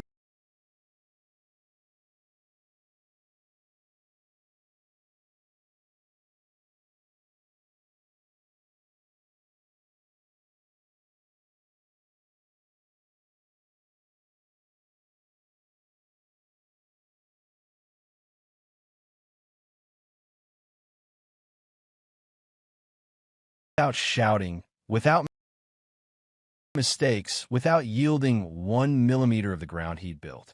In his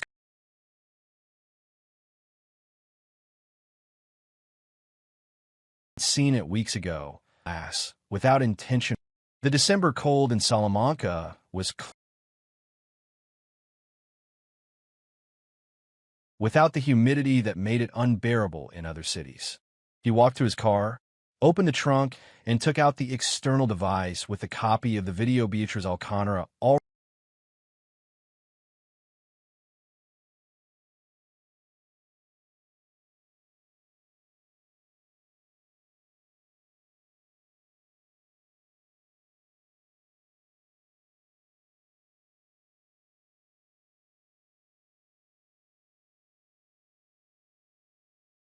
phone and told him to record to fit on any balance. What he could name vision, he named everything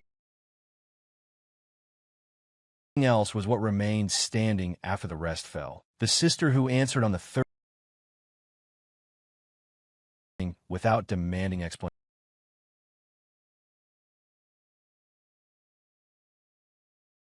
On that he'd taken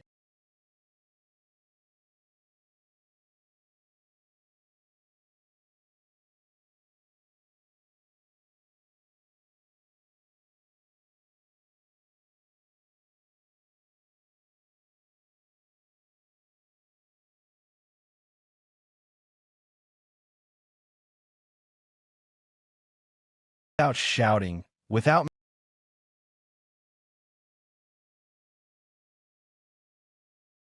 ground he'd built. In his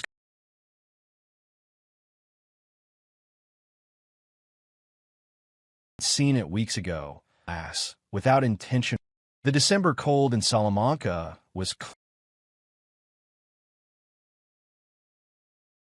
without the humidity that made it unbearable in other cities. He walked to his car, opened the trunk, and took out the external device with a copy of the video Beatriz Alcantara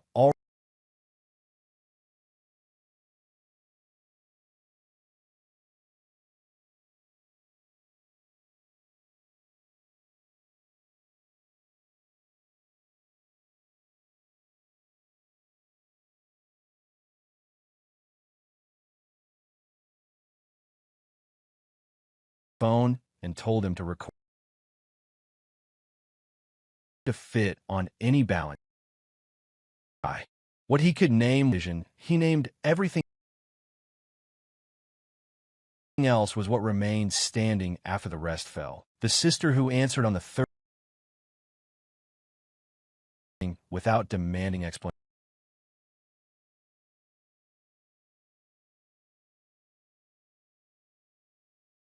On that he'd taken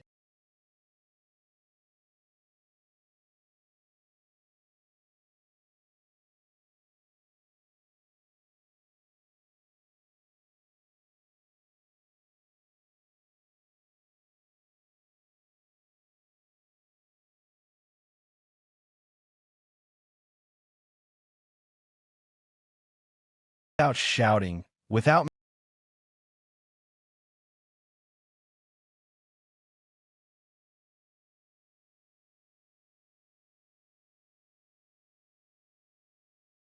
seen it weeks ago, without intention.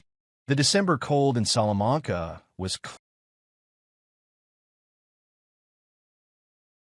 without the humidity that made it unbearable in other cities. He walked to his car, opened the trunk, and took out the external device with a copy of the video Beatriz Alcantara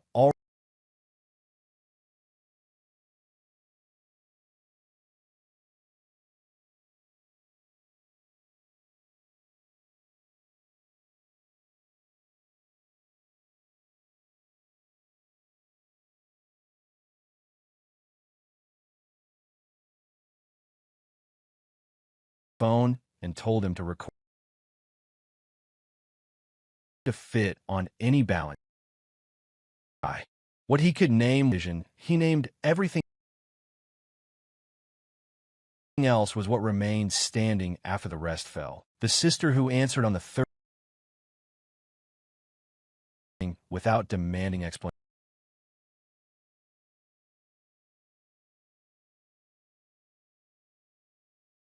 on that he'd taken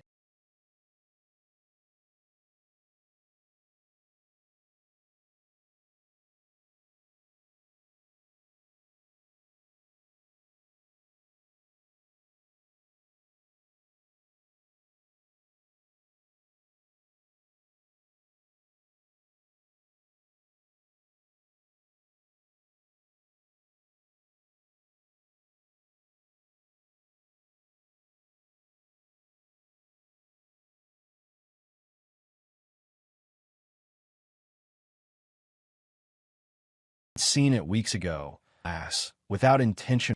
The December cold in Salamanca was without the humidity that made it unbearable in other cities. He walked to his car, opened the trunk, and took out the external device with a copy of the video Beatriz Alcantara already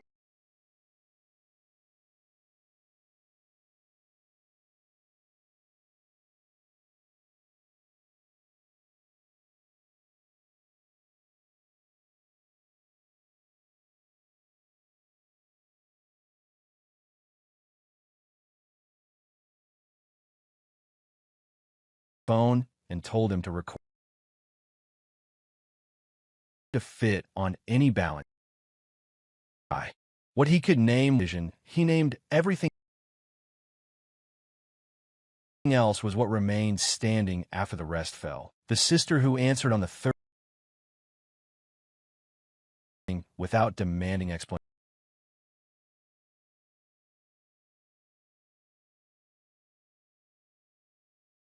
on that he'd taken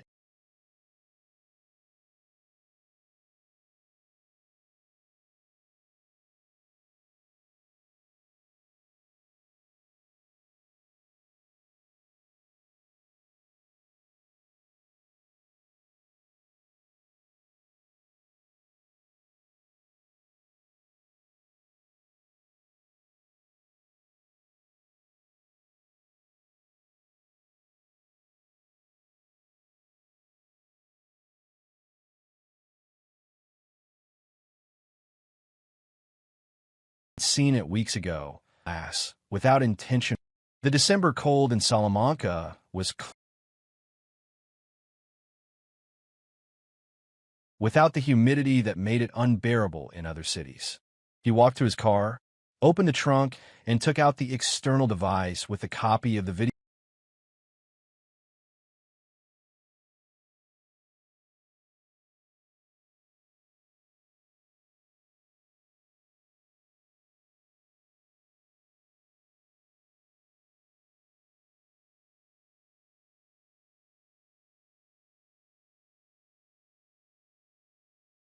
phone and told him to record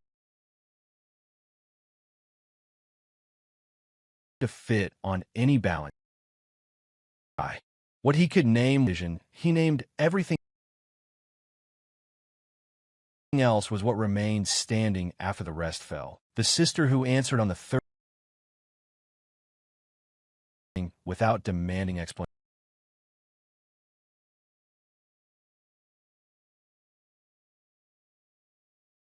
on that he'd taken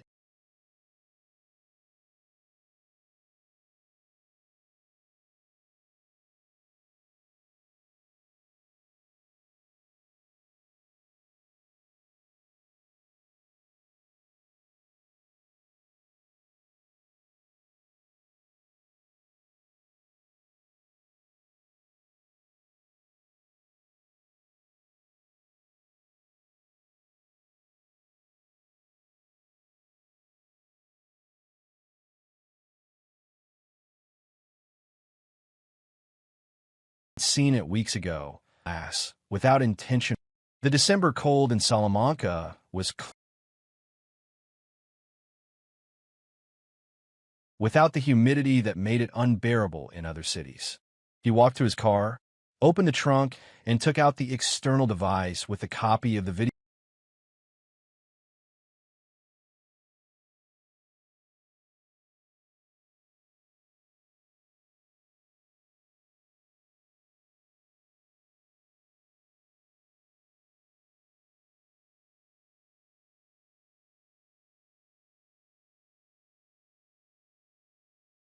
phone and told him to record to fit on any balance. What he could name vision, he named everything else was what remained standing after the rest fell. The sister who answered on the third without demanding explanation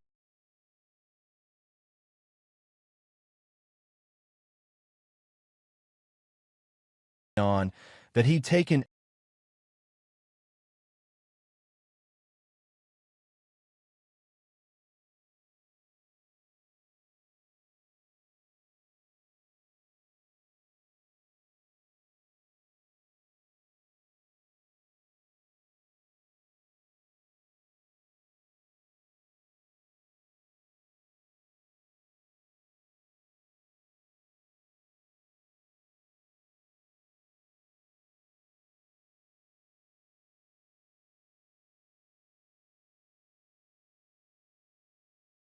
seen it weeks ago, without intention. The December cold in Salamanca was without the humidity that made it unbearable in other cities. He walked to his car, opened the trunk, and took out the external device with a copy of the video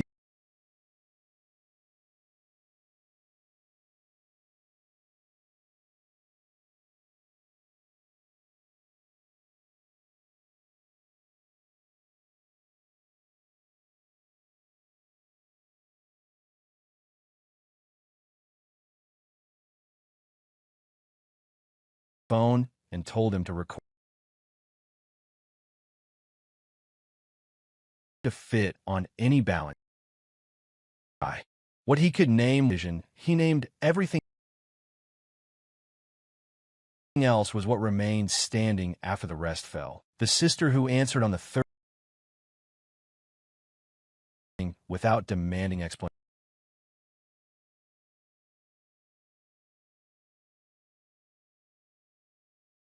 on that he'd taken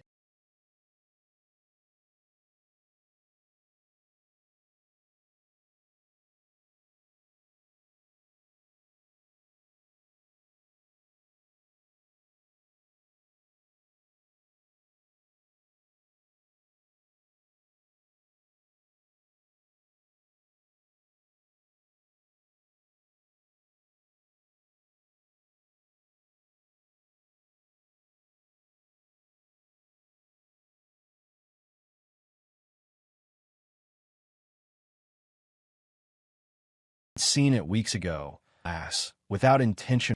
The December cold in Salamanca was without the humidity that made it unbearable in other cities. He walked to his car, opened the trunk, device with a copy of the video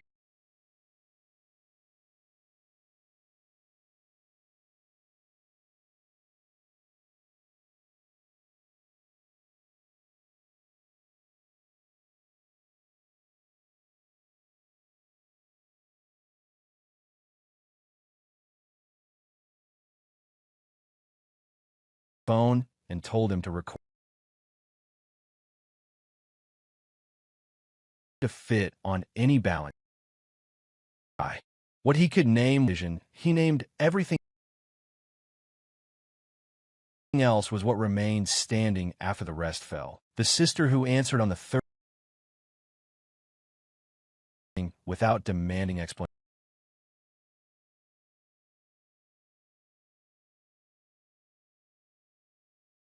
on that he'd taken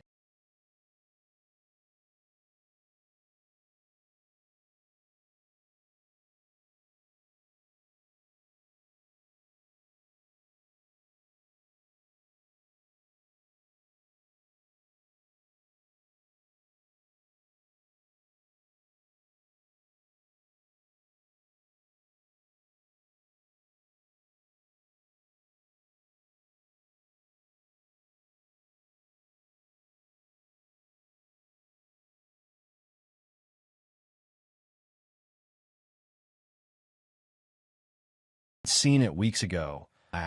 Without intention. The December cold in Salamanca was without the humidity that made it unbearable in other cities. He walked to his car, opened the trunk, device with a copy of the video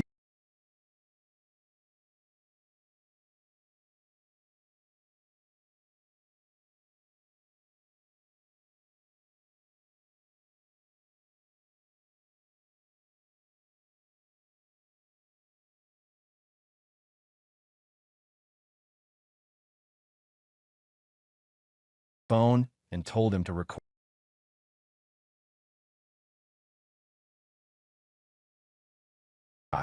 What he could name vision, he named everything else was what remained standing after the rest fell.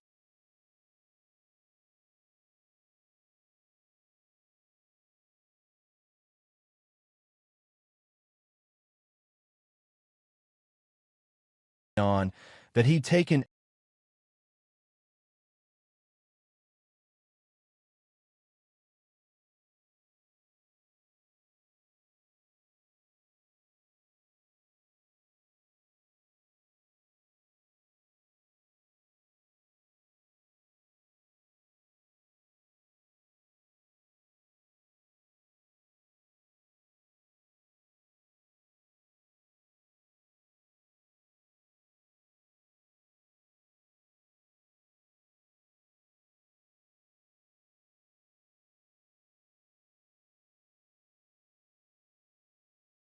seen it weeks ago. Without intention. The December cold in Salamanca was without the humidity that made it unbearable in other cities. He walked to his car, opened the trunk, device with a copy of the video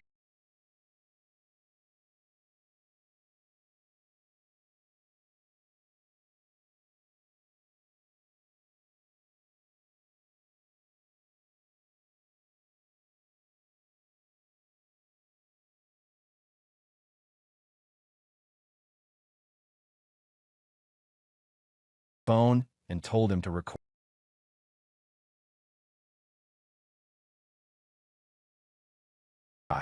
What he could name vision, he named everything else was what remained standing after the rest fell.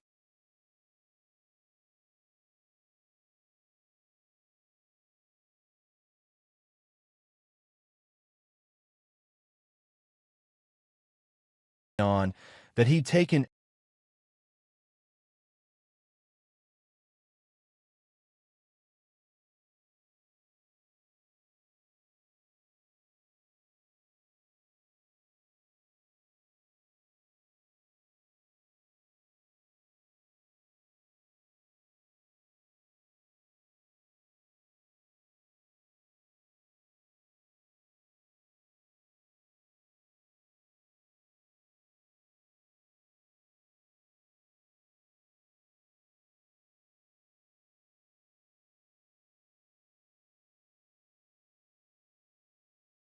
seen it weeks ago. Without intention. The December cold in Salamanca was without the humidity that made it unbearable in other cities. He walked to his car, opened the trunk, device with a copy of the video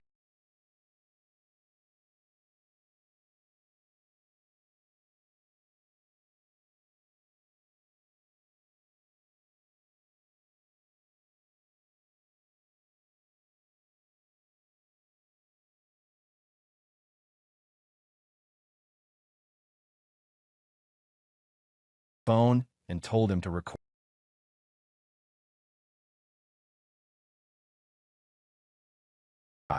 What he could name vision, he named everything else was what remained standing after the rest fell.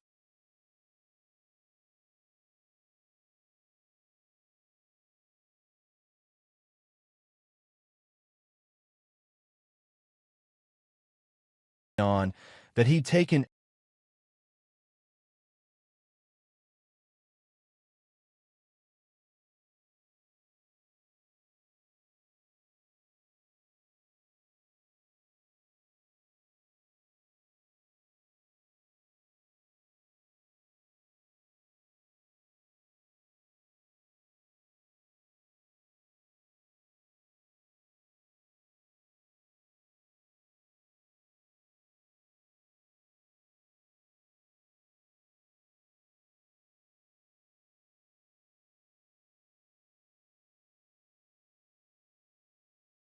seen it weeks ago, without intention.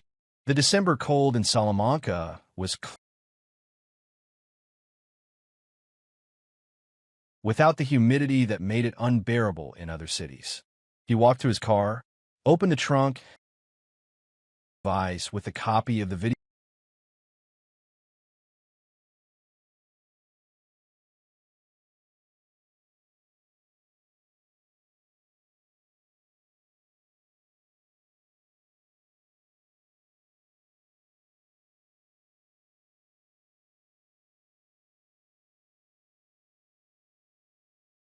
phone and told him to record.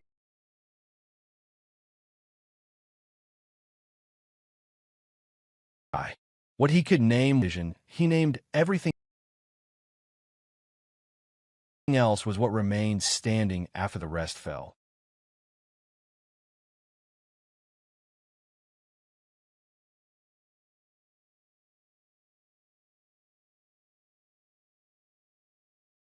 On that he'd taken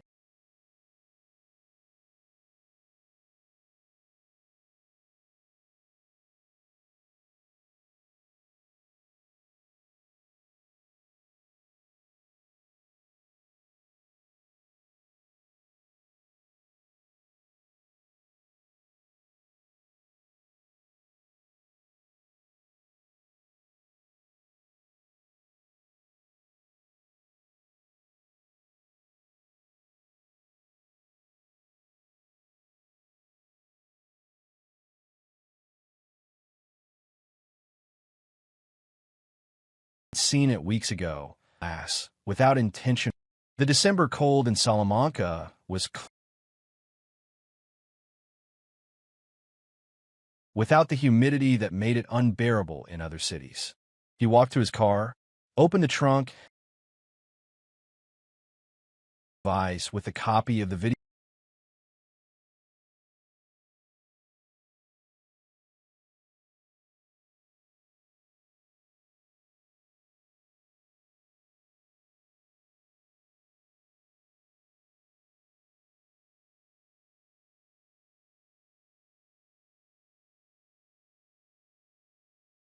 phone and told him to record.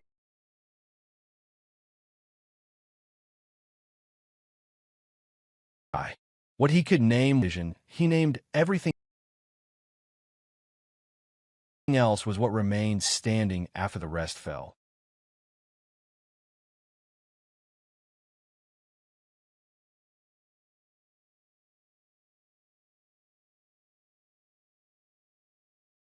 On that he'd taken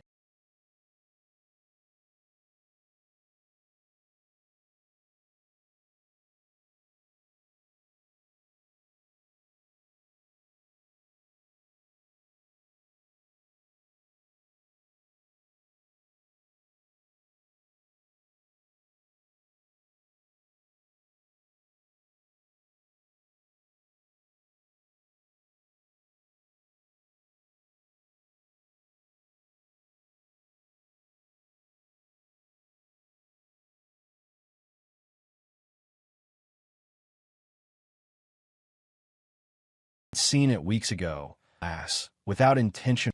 The December cold in Salamanca was without the humidity that made it unbearable in other cities. He walked to his car, opened the trunk,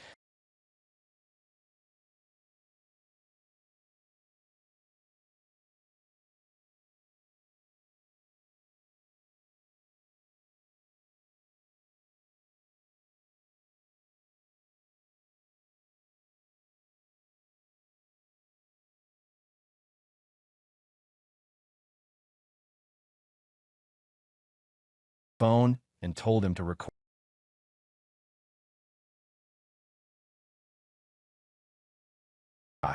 What he could name vision, he named everything else was what remained standing after the rest fell.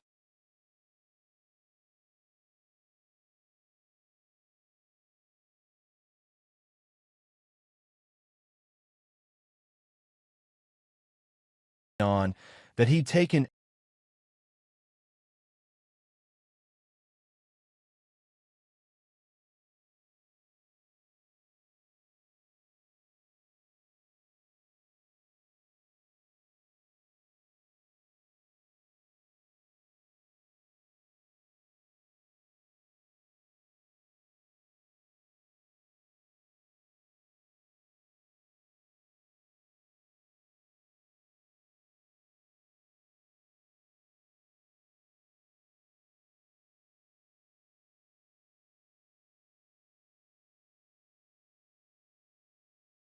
Seen it weeks ago. Ass. Without intention.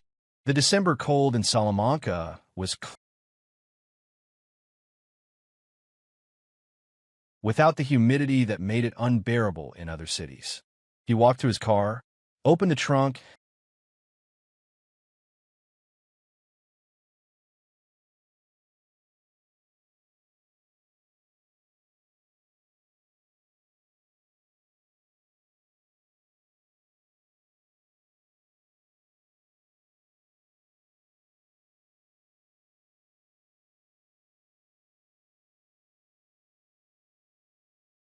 phone, and told him to record.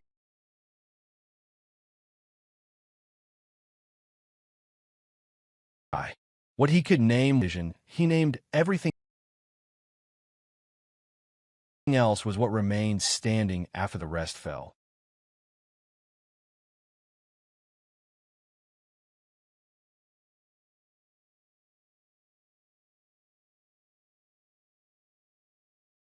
On that he'd taken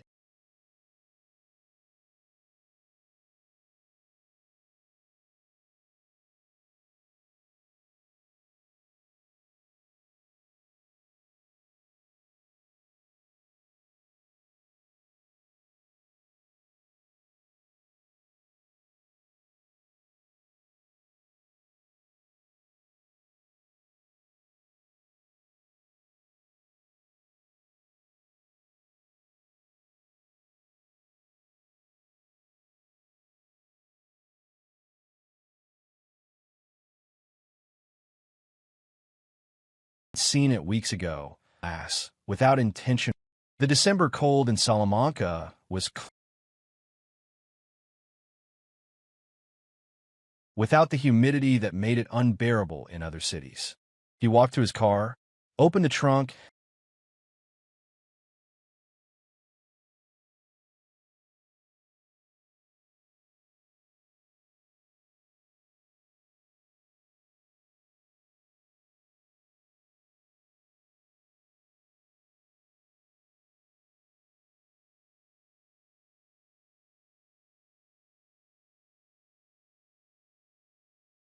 phone, and told him to record.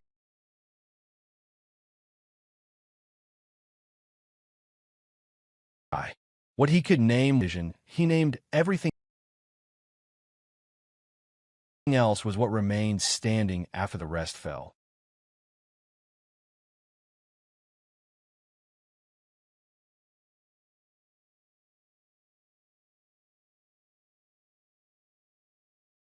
On that he'd taken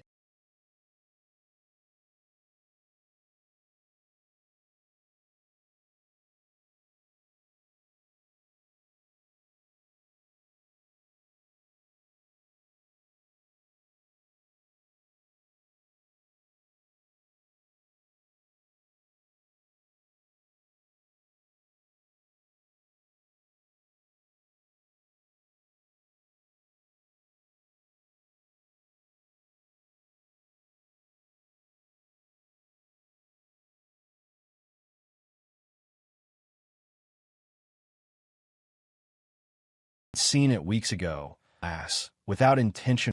The December cold in Salamanca was without the humidity that made it unbearable in other cities. He walked to his car, opened the trunk,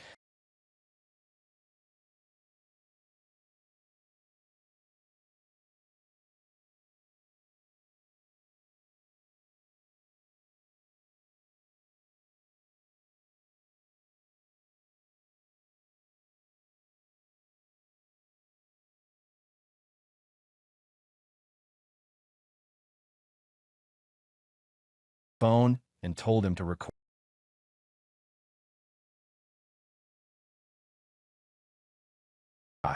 What he could name vision, he named everything else was what remained standing after the rest fell.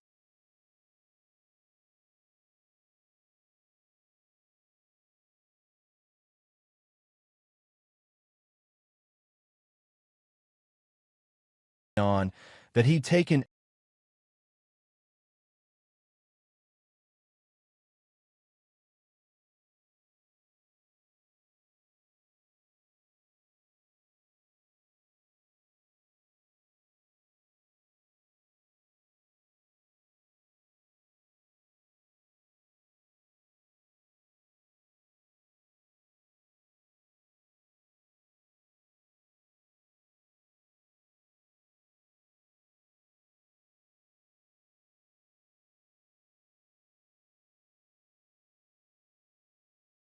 glass without intention. The December cold in Salamanca was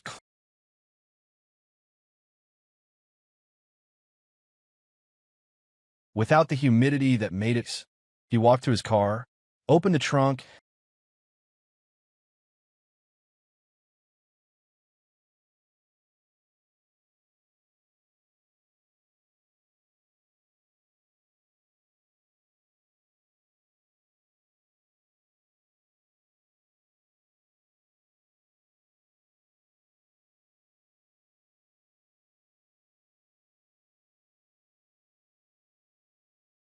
phone, and told him to record.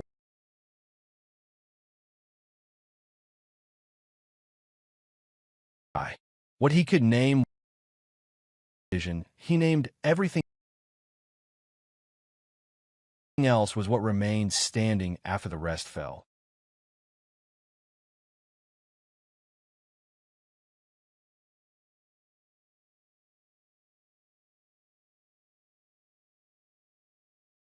On that he'd taken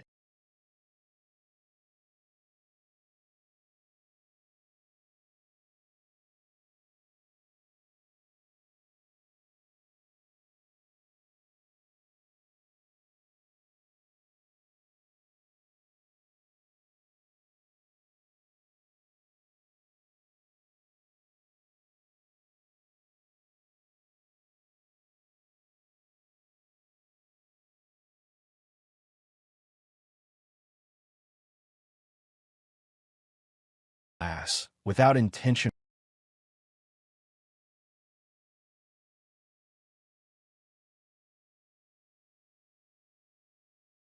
Without the humidity that made it, he walked to his car, opened the trunk,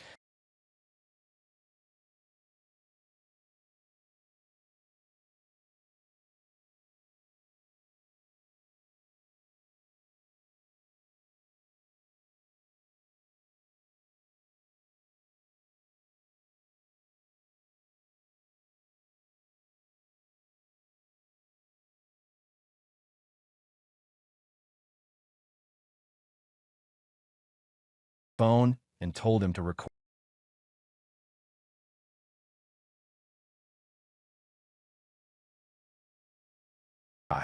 What he could name